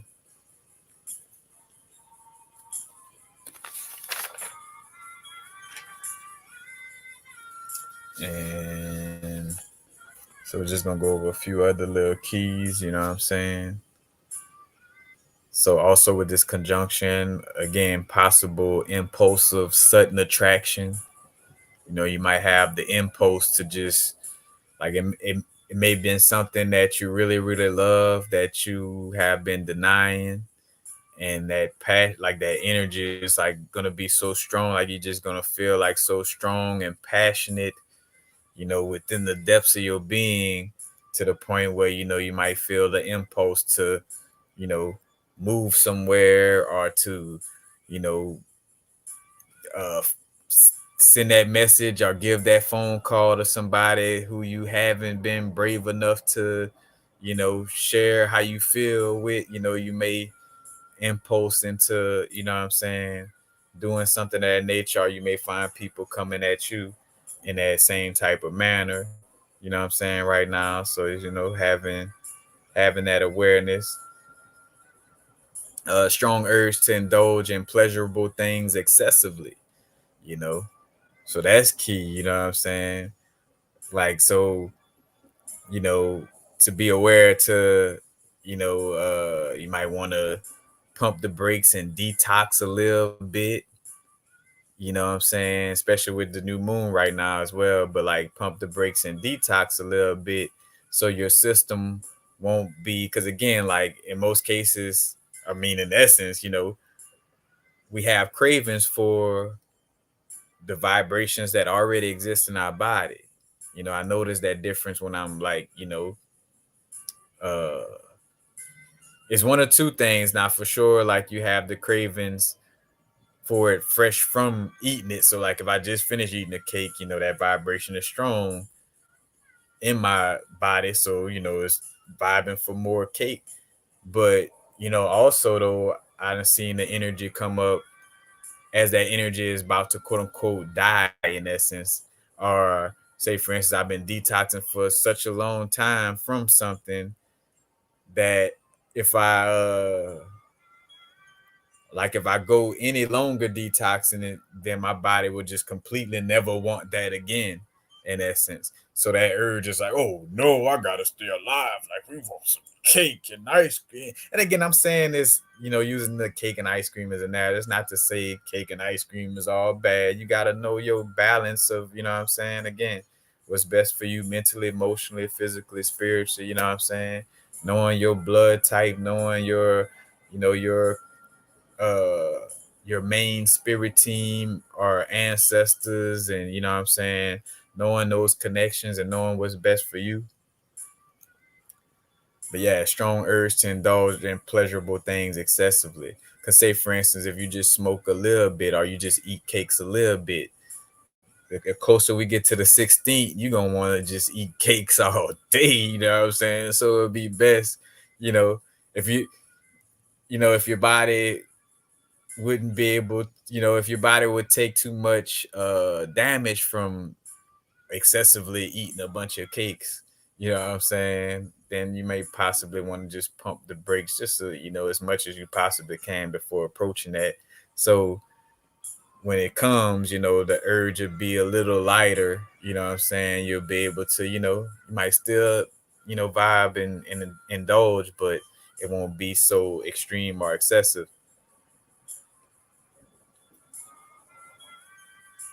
And this kind of goes back to the impulsive attraction thing, but you are others making strong moves towards someone or something that you love or desire.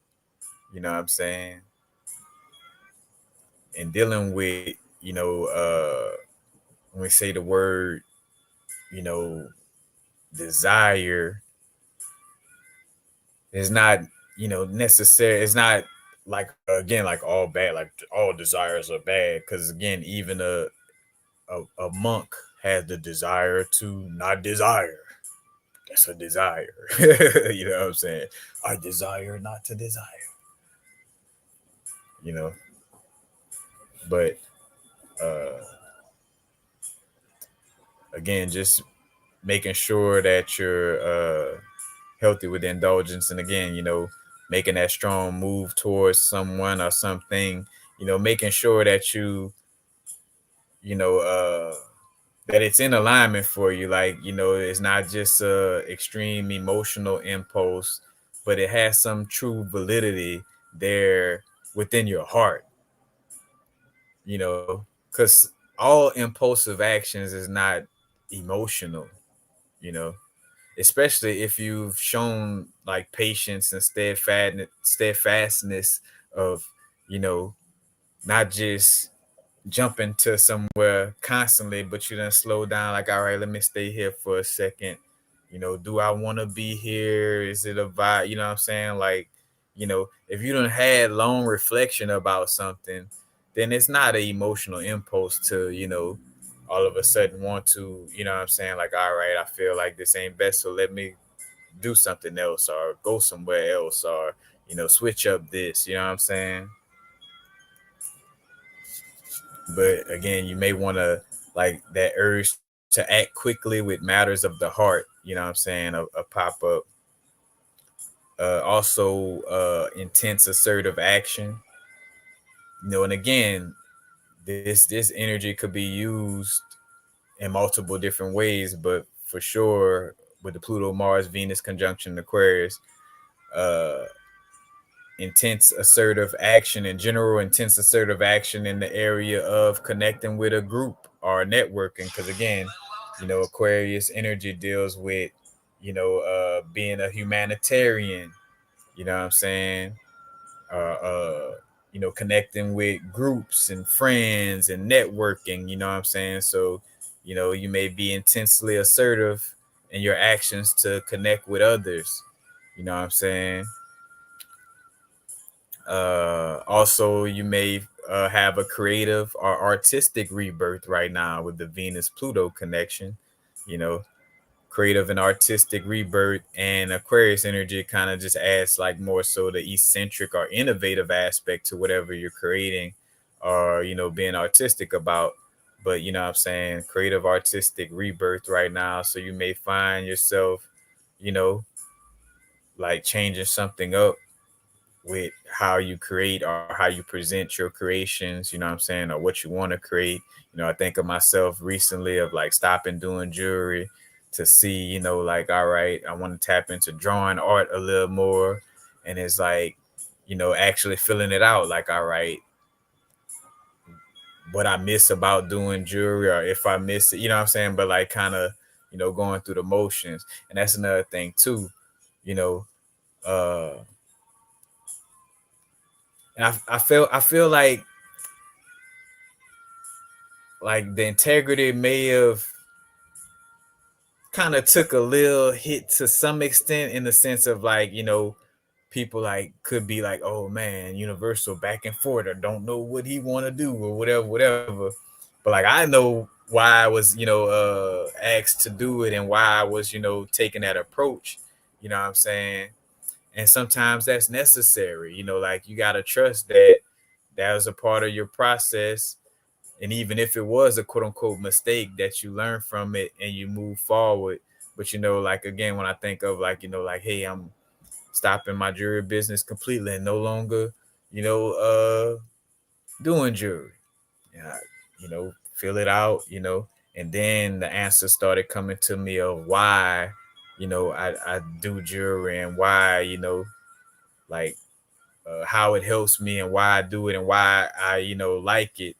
But, showing me like, yes, I'm on point with the fact that I love for my art to be expressed like more expansively than what a crystal pendant could express. You know what I'm saying? But again, the creating jewelry serves a purpose healthily, especially within my chart when it comes to like a lot of six house matters when they talk about the workplace and health. You know what I'm saying? On that level, is like, I saw the, I see the crystals as something that's, also like, uh a health thing, that helps with the body, you know what I'm saying? And also a six house energy is, being of service to others, and a six house energy in essence could be connected to, you know,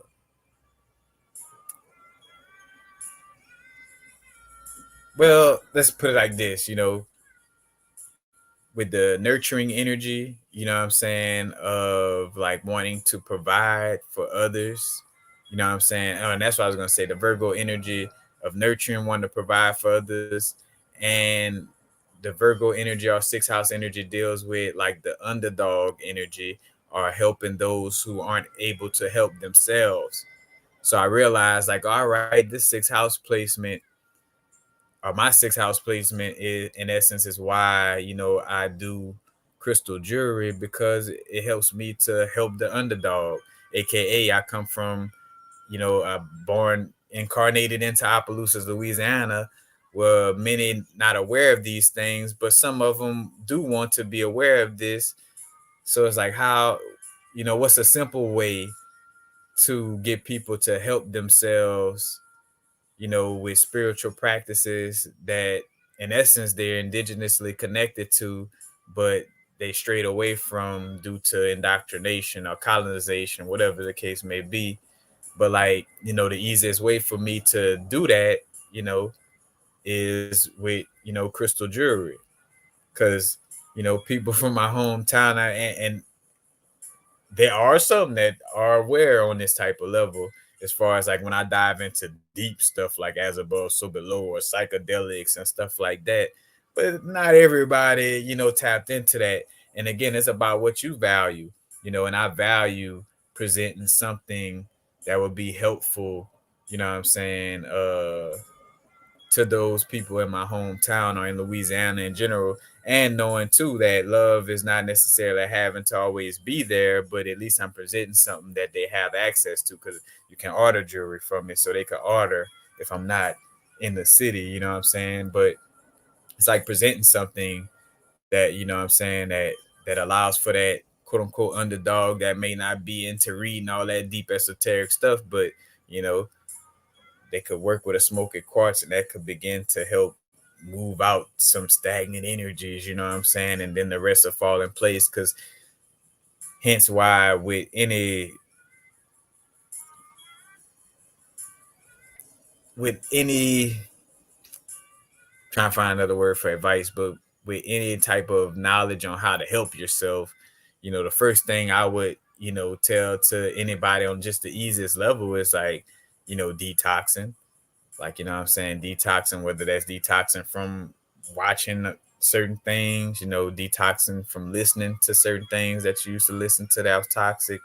But as you detox, you begin to amplify your own intuition. So instead of like looking for me to tell you like what all you gotta do in every little moment, if you go to detoxing and becoming more clear, it will become clear to you what's best for you to do. So that would be like the best case in most, situations.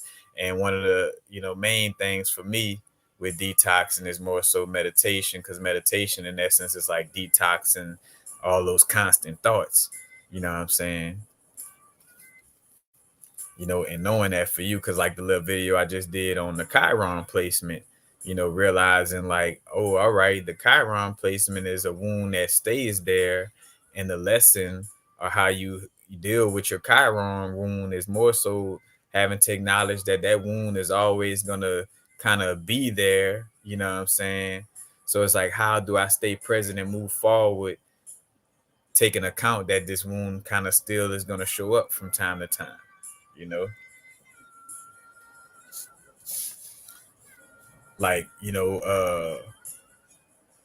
again referencing, part of my chart and stuff, like So bringing up donations earlier, you know what I'm saying? Like I got Chiron in Western and in sidereal, it changes between Gemini and Taurus. But you know, I got Chiron wound in one form of astrology dealing with my throat and having to speak. And I did that video about how my YouTube channel literally was for my Chiron energy.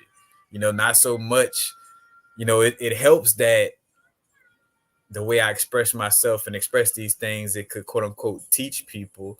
But like I, you know, it's not necessarily about me being a teacher in a formal sense of it as much as it's just like, you know, having that prompting to, you know, just share, you know what I'm saying? Like, cause that's healing for me because all growing up, I couldn't talk about stuff that was, you know, in the depths of my being or questions I had about esoteric or metaphysical things, you know, before I even knew what esoteric or metaphysical was. But, you know, like I never was able to do that as a child. So this is also like an inner child healing, but also a Chiron Gemini healing, you know, healing that throat chakra.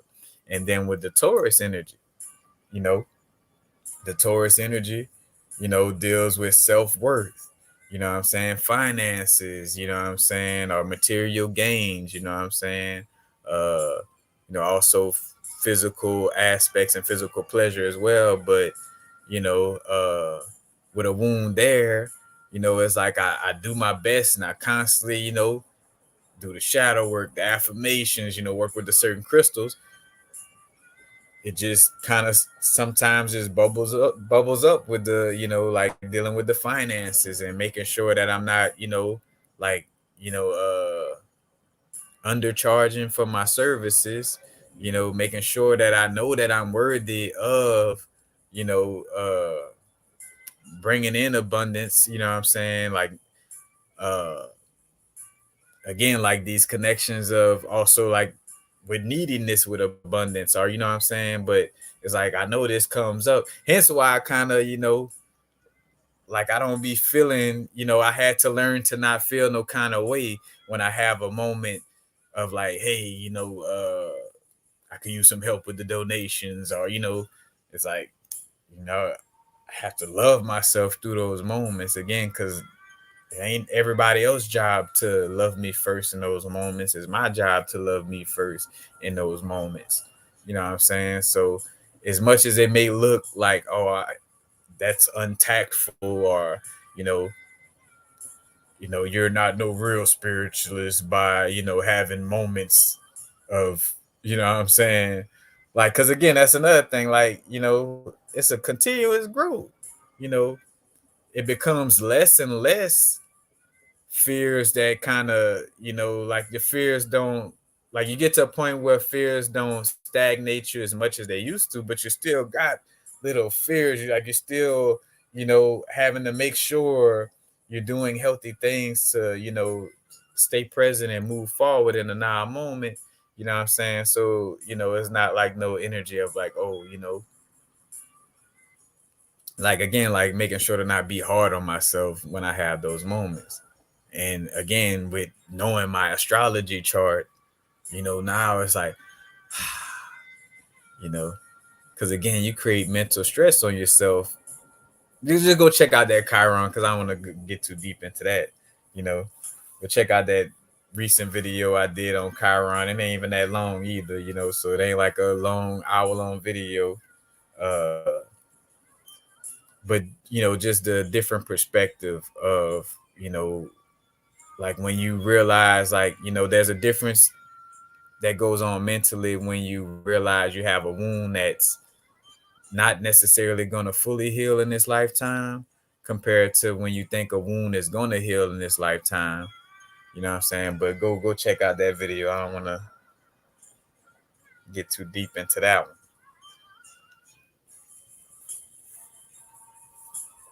But yeah, just knowing a few more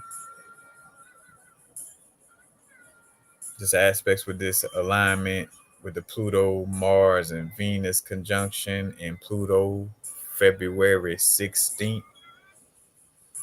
You know, overcoming power struggles between you and your fears. you know, because again, like you wielding your power, and being the strongest you can be, have to deal with, facing those tough fears,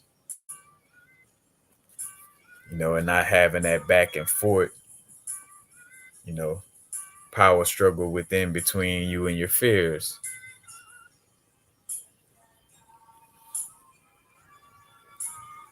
Now, on a negative aspect, what you'll see pop up with this little conjunction, being aware of obsessive energy or obsession, power struggles, dealing with underworld transits, what I'm saying, making sure to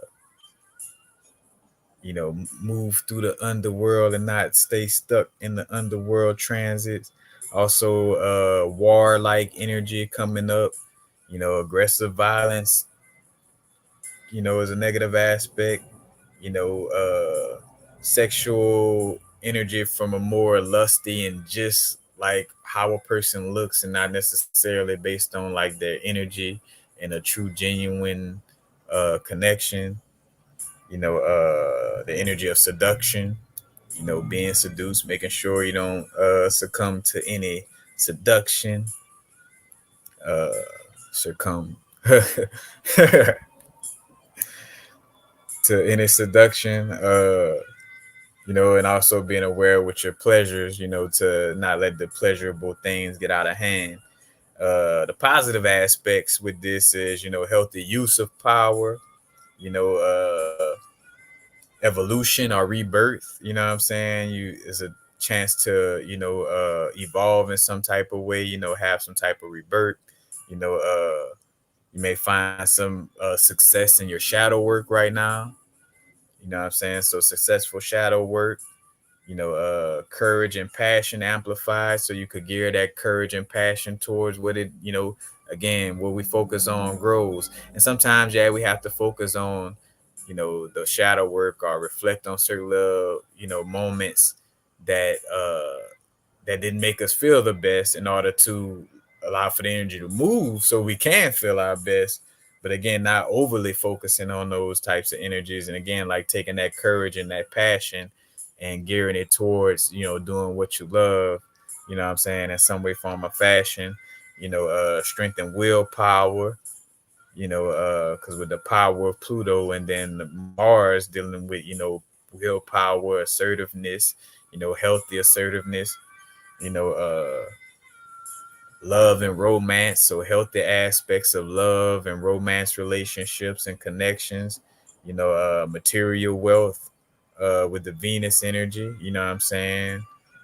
Beautiful aesthetics, being able to tap into, creating some type of artwork, or again, you are walking artwork, what I'm saying? You may find a rebirth in or innovative eccentric vibe of how you dress and express yourself, what I'm saying? Because realizing like when we dress and wear certain things, it's like it's inspiring, what I'm saying? Like you could just be an inspiring walking like poetry in motion or like art in motion from, what I'm saying, the aesthetics of how you present yourself, what I'm saying? Like again, like the simple aesthetics of, wearing my little crystal glasses, and just by wearing them, you know, it sparks a vibe for, you know, somebody else to want to look into, a holistic or healthy way of, healing themselves or helping themselves with the crystals.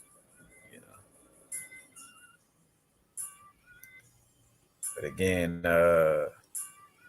piercing into the depths of love and remembering, like, again, like the connection with February being Black History Month,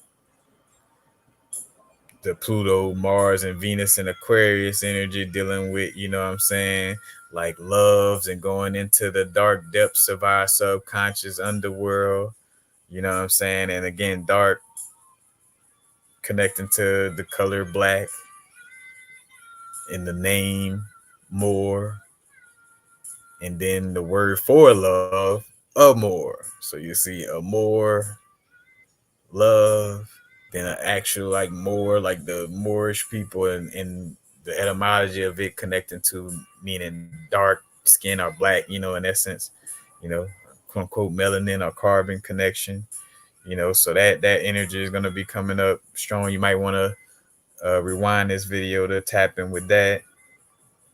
So also coming up, what are you willing to go to war for in the name of love and evolution? And we say willing to go to war, what I'm saying? Again, like right now, we're creating harmony within our being, not necessarily war, but in essence, I think of the Mars and Pisces energy. Like Mars and Pisces energy is like, instead of like outwardly trying to battle people and stuff like that, is like I'm going piercing into the depths of myself, into the depths of my subconscious and emotions to, what I'm saying, end the inner conflicts, what I'm saying? And again, harmonize the yin and yang energies within. But basically, again, like, what are you willing to go to war for in the name of love and evolution? So it's like, it's like certain things that you love, and, you love to do this, and you wouldn't let nothing or no one stop you from doing this thing that you love, you know what I'm saying? And not only that you just love it, but it's something that you love and it's of value to yourself and others in a healthy, in a healthy manner.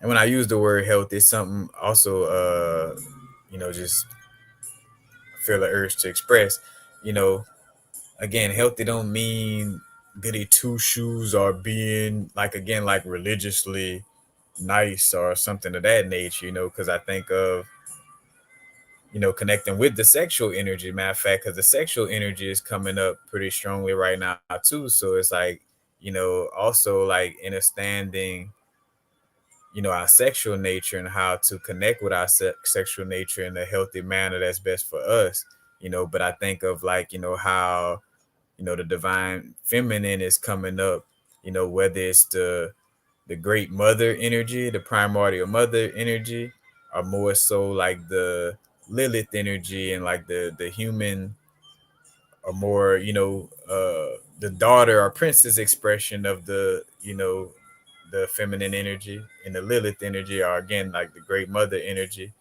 Uh but like, more and more seeing like, how, women are like, expressing themselves, like allowing for them to show their bodies, show their breasts, and it not be a bad thing, you know what I'm saying? Like tapping into their sexual energy and it not being a bad thing, you know what I'm saying? Like, you know, and in general, like tapping into what may what may be considered taboo or dark, you know what I'm saying, in so many ways, you know what I'm saying, could also be healing, you know, and to not be vague about that, like, again, you know, you may in this lifetime you may vibe with having to accept and appreciate your sexual side, so you need to do something that, allows for you to appreciate and connect with your sexual side, you know, just simply, you know what I'm saying?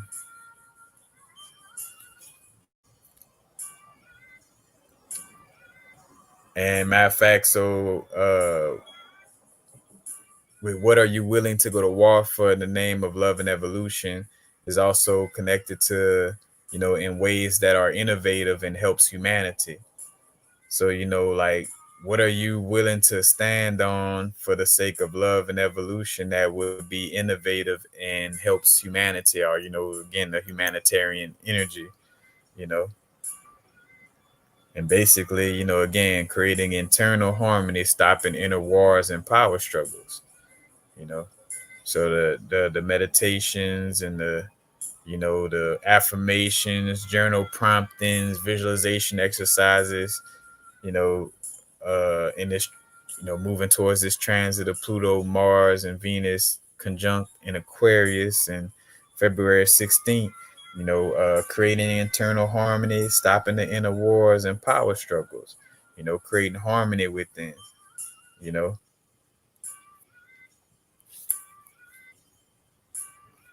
Again, some of us having to embrace the fact that we have rage and anger that exists. Like that's a part of us. As much as we want to say, "Oh no, like that's so and so," and they only act like that, or that ain't me. I'm not capable of that type of rage. Like, yes, you are. You know what I'm saying? You know what I'm saying? Like it, because the more, hence why we attract certain things that be difficult, because and more and more seeing that right now, like those difficult things that you may be attracting, in some cases may be something that you need to integrate. Maybe you need to integrate that warrior spirit in you, that's that wants to stand up and make sure that it protects its family. So instead of being like, extremely timid and people pleasing, you got to acknowledge that part of you that's ready to, what I'm saying, to protect yourself physically in some type of way or metaphysically, but, that's willing to protect yourself, and that doesn't mean like to go and now I got to go and harm people physically in order to build. No, you just have to, again, like learn to accept that, stop judging that energy within yourself and others, what I'm saying, and possibly again, like, maybe learn some martial arts, or whatever the case may be. But ultimately for me, I'm gonna always speak to, like the inner work, what I'm saying, like again, like just dealing with being aware of your inner vibration, doing your shadow work, what I'm saying, getting your vibration to a space where, you know uh you no longer attract these, triggering things, because you're responding to those triggers healthier and healthier, what I'm saying. So now when that part of you that shows up in somebody else, or that part of you, or just that part, that expression, that emotion that you push to the side, that shows up in somebody else, when it shows up in somebody else, you respond healthily to it instead of like reacting in the same trigger type of way. And as you continuously build that that ability to respond healthily, response ability, you know, your ability to respond, and Saturn deals with responsibility and also karma, and karmic cycles continue if you don't have a great response ability to your triggers. You know what I'm saying? So you see how that all connects. You know what I'm saying? When you have a great response ability, your ability to respond to your triggers gets better and better, healthier and healthier, then you transmute those same karmic cycles or lesson loops from reoccurring, because you know what I'm saying, you responded healthily instead of reacting, toxically, or in the same manner that you always reacted. You know what I'm saying?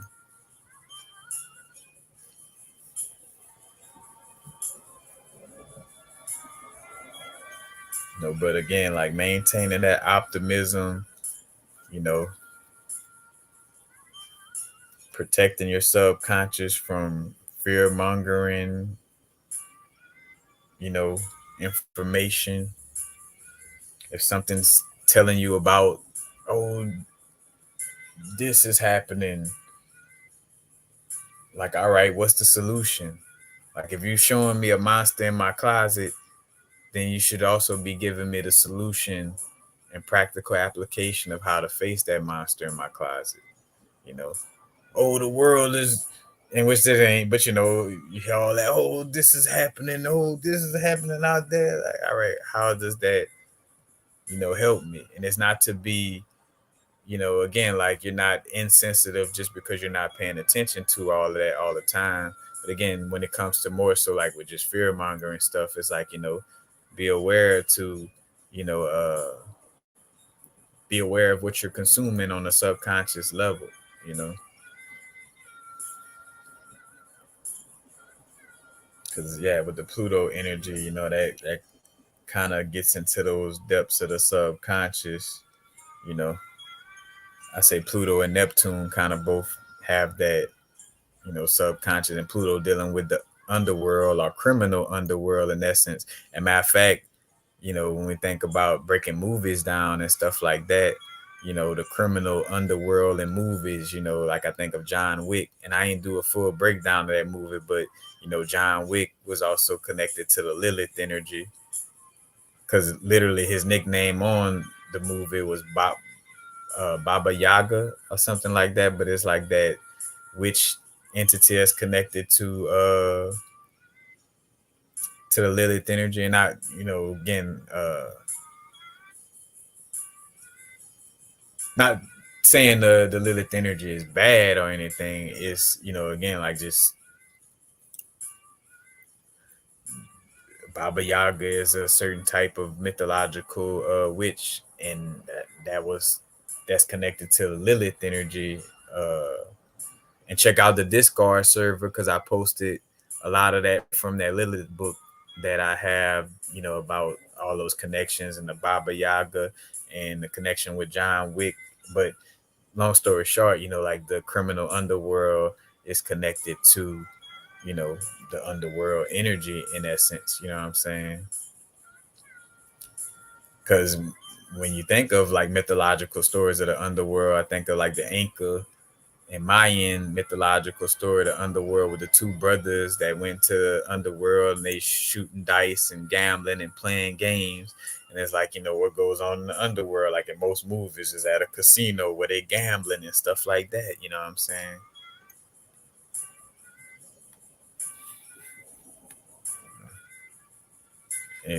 And being more aware of how things go on in this realm, you know what I'm saying? Like, there's tricksters, there's games being played in this realm, having to know yourself to the fullest to know how to navigate, you know what I'm saying?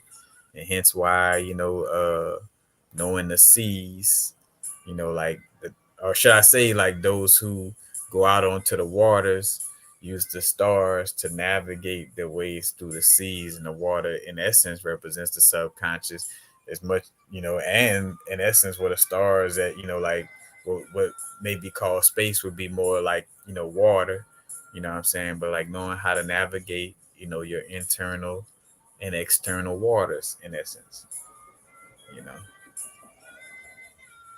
We're gonna tap into, see if there was any questions while I was running it. Was up to those who showed up.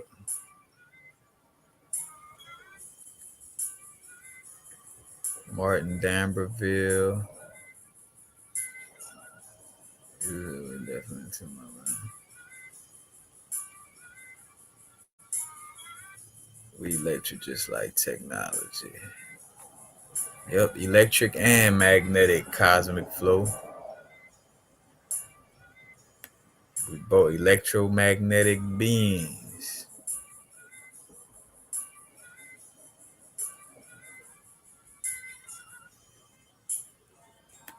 All right.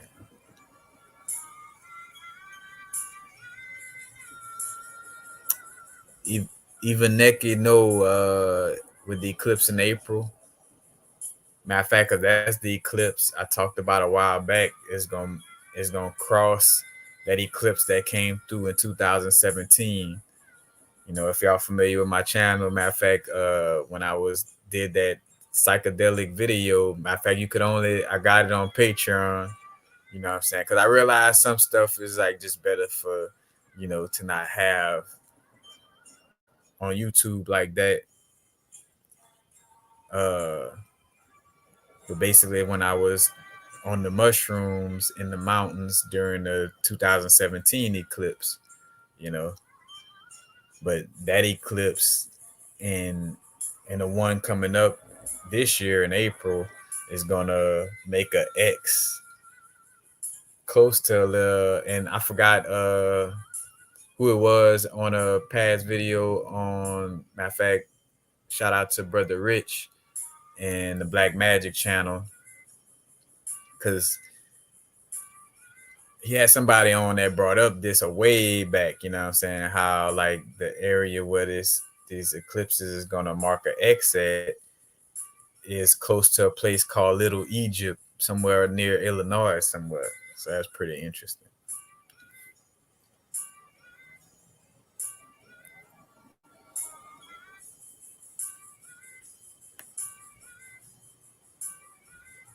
Hollow Smoke, peace, peace.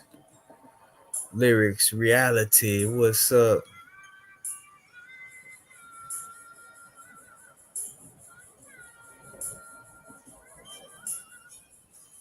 And that's the thing, Evil Naked to remember, like right now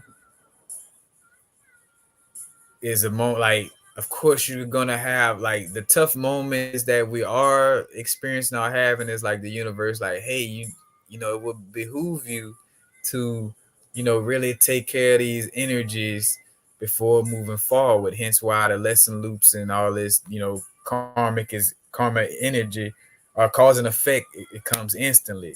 Like the moment I decide to like not to do the same thing, it's like boop, well, loop again, you know what I'm saying? Now, of course, you may go within the loop and kind of raise the vibration of it or switch certain things up, to again like to not be in it like to the extreme completely, but like again, these things is coming up to help us, you know what I'm saying? Because again, lessons will be better learned when we closer to the foundation instead of like you know getting to the top of the mountain realizing like oh I forgot this and then falling away from the top of the mountain compared to like taking your time. Oh, let me make sure I grab this while you at the bottom of the mountain so when you get up there you can handle everything that you need to handle at the quote unquote top of the mountain because you took care of things at the bottom of the mountain, you know what I'm saying, the root at the foundation. But yeah, knowing that everything is working in your favor, you know what I'm saying, like anytime a thought, like yes our inner being is going to be real about like hey, you know what I'm saying, you need to face this or do that, but it's always looking to help you. Like any voice that's like oh you should give up or you ain't gonna make it or this all that type of shit is bullshit, you know what I'm saying, like don't you know what I'm saying, don't give in to that. Like right now is one of the best coolest moments to be, is like quite literally like almost I, I think I done said it before, but it's almost like being in the, for lack of a better word, but more so just not necessarily, you know, the book ain't bad, but it's like being in the Bible, but it's like being in the popular literature or like being in the Bible. Like you existing right now. Like if somebody was telling, like rewriting, like, and this happened, and that happened, like you in this plane of existence when, big changes are, happening, you know what I'm saying? But again, you know, uh, just constantly, do your best. And sometimes maybe that's all you have to do in certain moments. It's like just rest or just, and it's different for everybody. It's not across the board, It's like, some may have been overworking, so you're being asked to rest, because you've been overworking from a place of fear. Like, like again, like, and that's the simple thing, always a simple way to kind of like before you do something, is ask yourself, am I doing this out of fear or out of love, in essence, and love for lack of a better word, but or more so just ask yourself if you're doing it out of fear, and if it's not, then it's not fear, it's the opposite. But it's like, am I doing this out of fear? You know, am I over resting out of fear of working, or am I overworking out of fear of rest? You know what I'm saying? It could go either way, you know what I'm saying? Depends on you and your unique uh experience, you know what I'm saying, and what you got going on, you know. But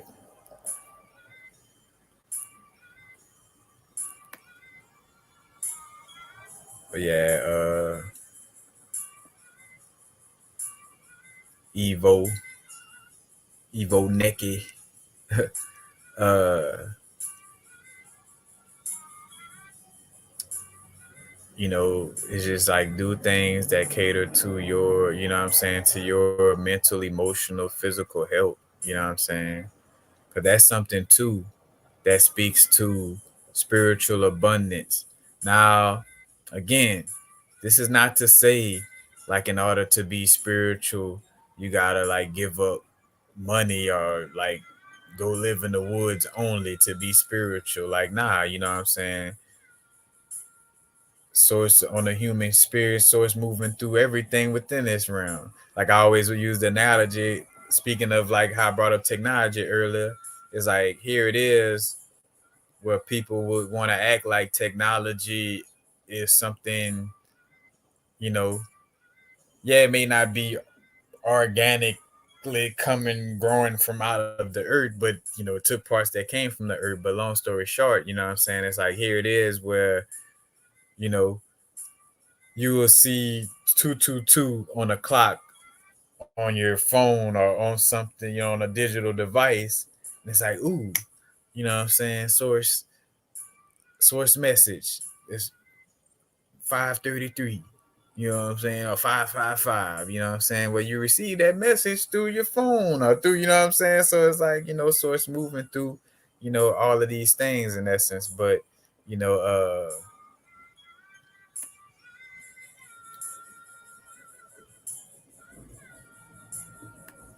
I forgot where I was, where that tangent had, where I was going with that, but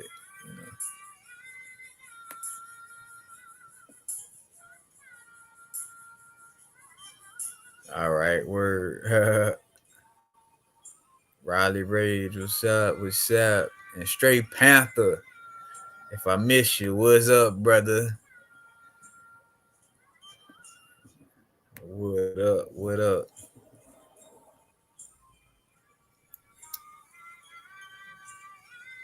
But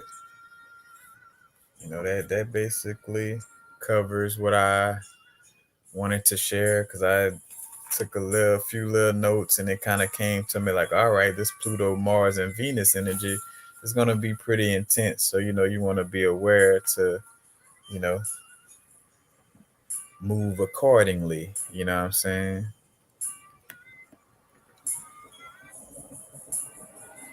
Hey, Riley, yeah, baby, still in this thing. Most definitely.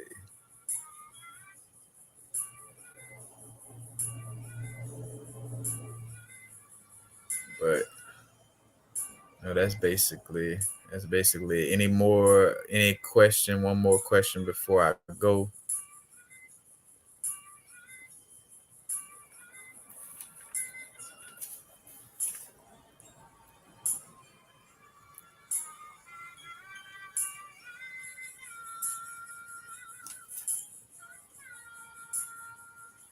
Yeah, man, it's a mutual exchange, man. Appreciate y'all, you know what I'm saying? Appreciate y'all showing up, connecting. Like it is all greatly appreciated. You know, I may not post as much as I, used to.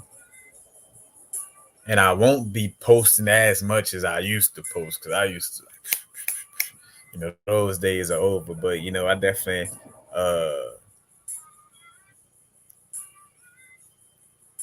definitely do my best to, connect consistently. You know what I'm saying? And genuinely consistently, because that's another. All right, yeah, and another little energy that I done made references to that show, the Black Mirror. You know what I'm saying? And like the dark negative aspect of like dealing with technology and social media, and not letting things get to a point where you know your merit energetically is based off of how many likes or followers you have on social media or how consistently you post on social media. You know what I'm saying? Like with whatever goods and services you provide, yes, you want to stay consistent with, the people who you're providing goods and services for, you know, but just making sure like, like there's that healthy balance of like, connecting and posting on social media when you feel inspired, when, in a healthy manner, at a healthy pace that's best for you, you know, and not like feeling like, oh man, I gotta post all the time. Now again, everybody's different with their path, you know what I'm saying? That's why, I kind of back off of that. Oh well, should, just speaking of the energy in general, you know what I'm saying? But, you know, definitely want to again be aware of like that balance with the technology and not letting things turn into a Black Mirror episode, you know, because yes, you're gonna the internet is gonna get to a place where people are gonna, you know, a lot of us, I've been doing it already, to some extent, like sharing, knowledge, showing a little bit of my experience or sharing a little bit of my experience through technology. That again, that I chose to come in this realm while this is popping off. It's just to understand though, to not put the technology before the internal technology, and like what we still connect with people in certain ways, but like this is just what it is, because although some of us are beings that, like, some of us are beings that cater more to other beings that are on the level that we're on. Some of us do things that cater to, you know uh to quote unquote the masses who, what I'm saying, may not be all into this esoteric stuff, you know what I'm saying? Like in the sense of like, like some people are meant to, just help on a neighborhood community level as far as being super hands-on in the neighborhood community. Some here to express things that help other beings on the same level, or help other teachers, like it's like knowing your little space, and what's best for you, you know what I'm saying? And again though, like not letting the technology experience get to like I repeat, not letting it get to like the Black Mirror episodes,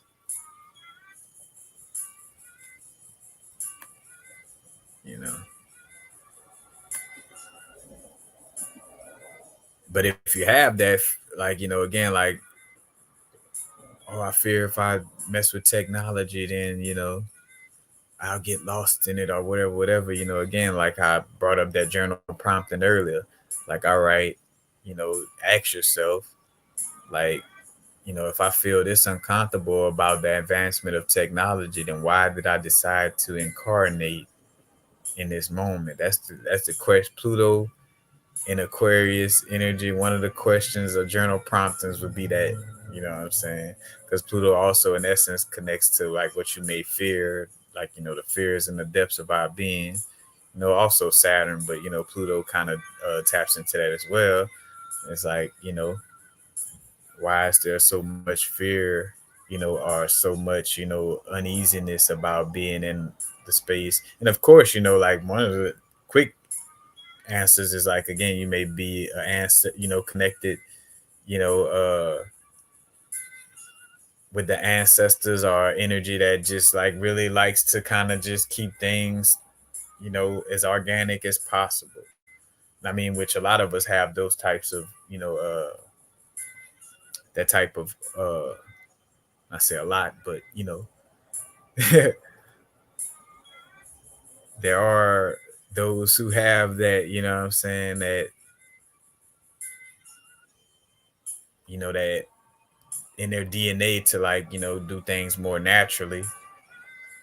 But again, like, if I chose to come in this space while it's popping off like that, then, what I'm saying, They say just say no to Apple goggles, Cause even joking with my partner the other day, it's like he had sent me a post about like showing like how the VR cameras, how the VR goggles show things, you know, and we kind of laugh at the fact like like that it does look cool, like the younger me before knowing about metaphysics and all that, like that there's a part of me, the computer science, nerd, or just like, or just the fact of like, again, like watching all these futuristic movies and now seeing this, it's like, like, all right, wow, this shit is really happening. You know what I'm saying? Like, I ain't trying to walk around VR goggles all the time, but like, it's like, dang, it's here. It got to that point. You know, but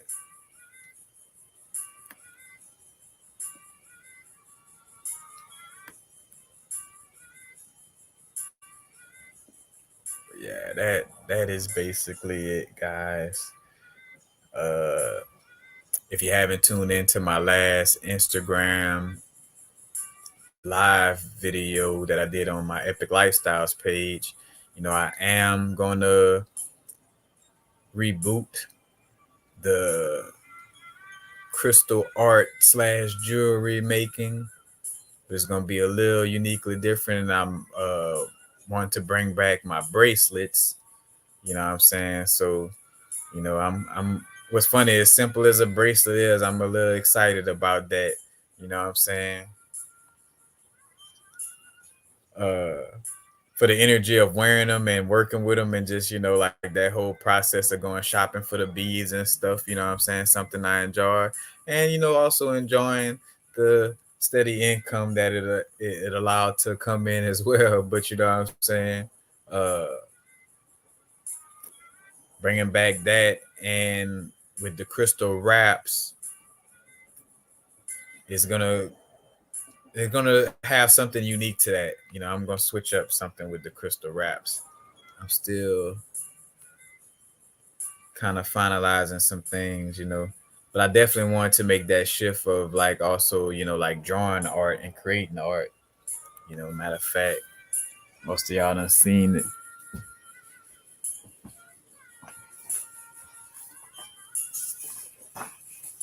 I don't think I posted it on the Discord server, but see, like a crystal rap can't talk like this. Oh wait, I'm trying to. It's funny because it got it like on a reverse mirror. I mean, to some extent, like, a crystal rap can, like, or more so like the crystal itself. Or if you like, you know, do crystal rap sculptures, like where you sculpture crystal rap into like a human body, you know. Word to Brother Divine who do crystal jewelry. But yeah, you know what I'm saying? I wanna something else in the making too.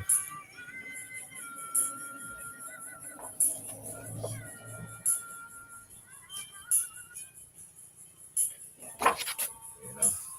But also again, like expanding in other areas, because that's something I, having to be aware of too, is like, yes, doing things through technology, but then also solidifying the things that I can do and that I'm great at, that doesn't, so in, like, say for instance, if technology crashed today, I could still be of value. Like, to not just put all my chips into doing YouTube videos and just that, it's like, like making sure I have, like, crafts, different abilities and stuff like that, still nurturing that, exists outside of the realm of the internet and social media. You know what I'm saying?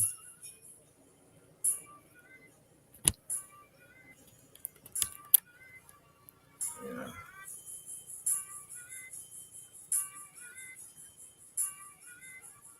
But we're gonna commence now. We're gonna commence. Of course, appreciate all y'all for being here.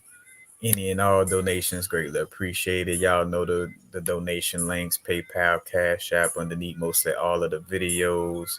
Of course, remember we got the epiclifestyles.live, the website in which you also can, when you sign up as a member, you could, with some of y'all already kind of got most of the PDFs out and shared, but you sign up on the website and you could get downloadable PDFs of certain books, what I'm saying, that you may find interesting, and some that is connected to a lot of the stuff I done talked about on this channel already. So you got that. I just posted a reminder of the Discord server, because one thing I realized, like, even if I'm not building some type of formal teaching experience, I definitely just want to keep some type of platform, forum for us to constantly connect and stay connected. What I'm saying, as long as this internet thing is moving and shaking, then finding ways to bring that source energy into the internet. What I'm saying. So got the link to the Discord server in the recent YouTube posts. So we have that as well. Again, website, soft launch, but still got, a few little goodies on there already as far as the blogs, and again, the PDFs of the books you can connect with, you know, because that's also one of the things, is like building a strong foundation, you know, like hence why if things ever got shaky to me, what I'm saying, like, I go to that place that's a foundation, you know, aka, what I'm saying, the foundation, like with my YouTube channel, like, it's a strong, solid foundation. Like, you can't just wipe out 1,900 videos with I don't know how many over 2 to 3 hours long. Like, you just don't, and that goes into also, like, preserving, you know, you know, preserving certain esoteric knowledge, what I'm saying, to keep it, going. Cause the whole reason why, there was a situation of people succumbing to somebody else's religion about, Jesus and all this. And it's not to, get into it on that level, but, it's like, cause I'm one of them people though, it's like, again, like when it comes to the spiritual vibes and really acknowledging what's going on, it's like once I find out that all of these mythological characters, stories, deities, and archetypes point to basically the numbers 1 through 9, you know what I'm saying? Uh, it points to, astrology, you know, and that would also hence connect to like why people, connect with Hebrew letters and, and tarot cards and all that, because the Hebrew letters are connected to different, astrological signs and, and different archetypes and different numbers. So again, the numbers and astrology archetypes, once I realized that, like once you show me Santa Claus is Saturn, I'm no longer putting cookies under the Christmas tree, aka, even why, and I had to learn also about like my spiritual energy and why like I backed away from, the Santeria voodoo connection. Like, cause I realized like, what was going on in that situation for me personally and internally. And it's like, all right, I see how to, now approach this and connect and what was the situation going on.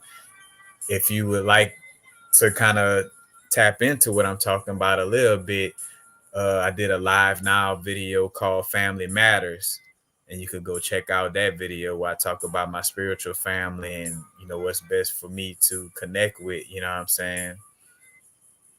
As far as like for lack of a better word, with pantheon or culture of spirits or ancestors that I'm connected to, you know, are more so the ones that's in alignment to help me, compared to the ones that may not, what I'm saying, like may not be the best. But yeah, once it's like, it's again a me situation. It's like, you know, uh, like how can I put something out for Baron Samedi on an altar now, knowing that Baron Samedi is Saturn and that I shouldn't be worshiping planets, you know. Now again, with altar work, some people do it not as a form of worship, as a form of working with their subconscious. But for me, I have such a sometimes uh like practical aspect of like, or just more so like, again, just like what works for me and how I'm wired is like I saw most of my significant changes coming from doing like things connected to, the Hindu Indus Kush Valley, you know what I'm saying? Like that, Hindu pantheon or that Vedic pantheon. Like I saw bigger changes with meditation, bigger changes with, inner reflection, you know what I'm saying? And I felt like the story was more, balanced when you talk about Vedic mythology, you know what I'm saying? But, you know, like that resonated more than, and again, there's no knock to it, to each his own on what you know what I'm saying, how you operate. Because literally, like, you know X-Men or anime, different people got different abilities and have different, kind of like the Shaman King. Matter of fact, a Shaman King is a great example. One, a Shaman King, they had different shamans of different backgrounds. You had a shaman with a voodoo background, a shaman with a rainforest jungle background, a shaman with the Siberian Iceland background, a shaman with, you know what I'm saying? It's like, and neither one of them is all right or all wrong. That goes back, that's basically like religion starting all over again. It's like, oh, you going to hell if you don't worship Oshun. It's like, that sounds like the same shit they were saying in church, you know what I'm saying? Like, if that's the case, I'll go back to worshiping Jesus. You know what I'm saying? I don't even like saying that as an analogy, but you know what I'm saying? But uh, it's like realizing that now again, finding what works for you.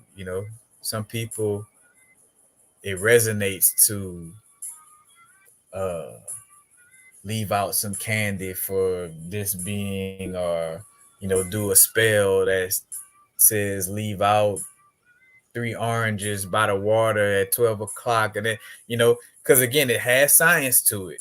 You know what I'm saying? But again, does that science resonate and do again? And checked out that video. I did a video. It may be on the internal health playlist, but it's basically like assessing your spiritual practices, meaning like do an assessment of your spiritual practices to see, is it truly and genuinely in alignment? Is it causing you to have a better, smoother experience? Like, is it helping you to heal more, or is it you know almost causing more problems in helping? You know what I'm saying? Like, having to assess that and seeing what works best for you. And for me, it just kept like, it almost just was getting to a space of like, all right, you know i don't I don't have to put certain things on the altar for this energy. And again, yes, I do have my special, like, no matter what home I'm in my house, somebody else's house, like that special area somewhere to meditate and tap in, or have my crystals or whatever, you know what I'm saying? But, you know, it's like uh source energy, you know, it's not like, oh, if you don't tap in with this name deity or that name deity, then, but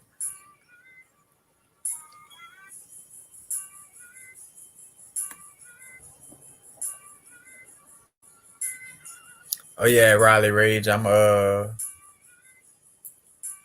just actually just aligning things to be able to pay somebody because I know it may take a lot. So being able to pay a pretty penny, uh not say like it'd be that expensive, but for somebody to archive all of my videos, because I also would like to have a vibe of like a USB card with all the videos on it, as like a gift for like, like here you got the whole universal frequencies archive, up until the point that I would share the USB card, you know what I'm saying? Like for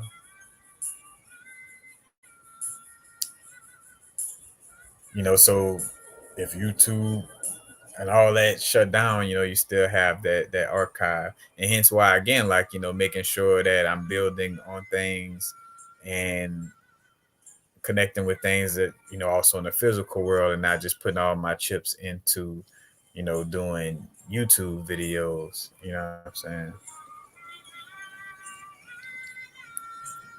But all right. Y'all know what it is. I done expressed all the links, donation links underneath all of the videos. EpicLifestyles.live is the website. The Discord server, I just posted an invitation link on the YouTube community post, basically the YouTube timeline. So we got that up, and just make sure y'all taking care of yourselves. Making sure you put your mask on before you try to put somebody else's mask on. You talk about the plane going down, you got to put your mask on first. Your oxygen mask, not necessarily a mask to cover yourself in that sense, but y'all know what it is.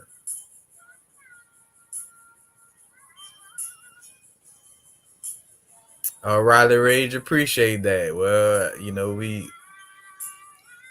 send me an email and let me know, I don't know how big of it'd probably be like almost a terabyte, maybe more than a terabyte of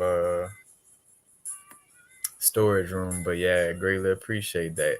See, the Aquarius energy, networking with technology, right? What a beautiful way to to end the video. You know what I'm saying? With networking, you know what I'm saying? Collaboration with doing things for the human experience with technology, you know what I'm saying, to end the video. Aisha in the building. What's up, Miss Aisha?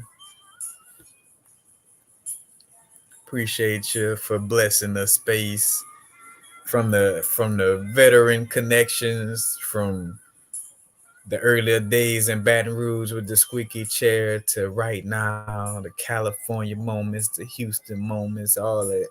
Appreciate everybody upon my journey. You know what I'm saying?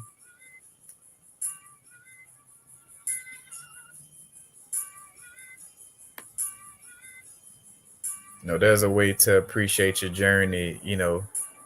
Like, yes, spirituality ain't about being overly nice. You know what I'm saying? At the same time, it ain't about trying to go to the extreme of like, I'm going to always talk angry and curse because spirituality ain't always nice. Not, now some people may be genuinely like, the disposition is to always kind of have like a yelling, angry type of, you know what I'm saying? And sometimes that's healing, you know what I'm saying? It's like if you're so used to, the timid energy, sometimes you need to, like, put a little bass in the shit, you know what I'm saying? But for the most part, you know. It's like you don't have to go to the whole opposite extreme. Like, it ain't just butterflies and roses. So let me just express things from a depressive, mopey, I'm always doing bad, you know what I'm saying? Like, nah, now that may be the case for some on their journey, you know what I'm saying? But teach his own, but not going on another tangent. And y'all enjoy this. This is Thursday, Jupiter Day, number 8 day. You know what I'm saying? Day for expansion.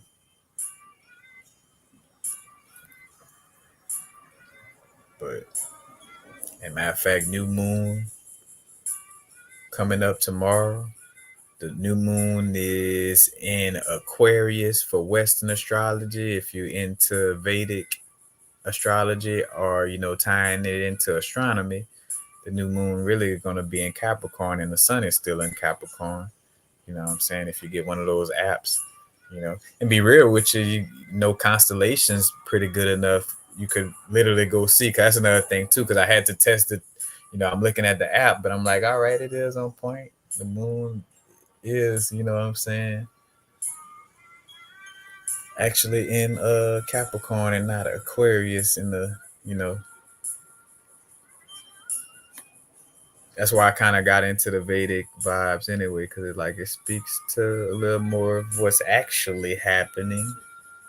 But that's not to knock the Western either, because a collective agreement still has an effect, on the realm as well. But yeah, man, enjoy yourselves. Make sure y'all on point with the intentions being set right now. And again, remembering the February 16th, the Pluto, Mars, and Venus conjunction in Aquarius. For those of y'all that just came in the video, check, rewind this video to tap into the points and things I spoke on with that connection. But yeah, y'all have a great day. And I'm out. I'm out. Now it's a vibrate. Y'all know what it is. Y'all know what it is.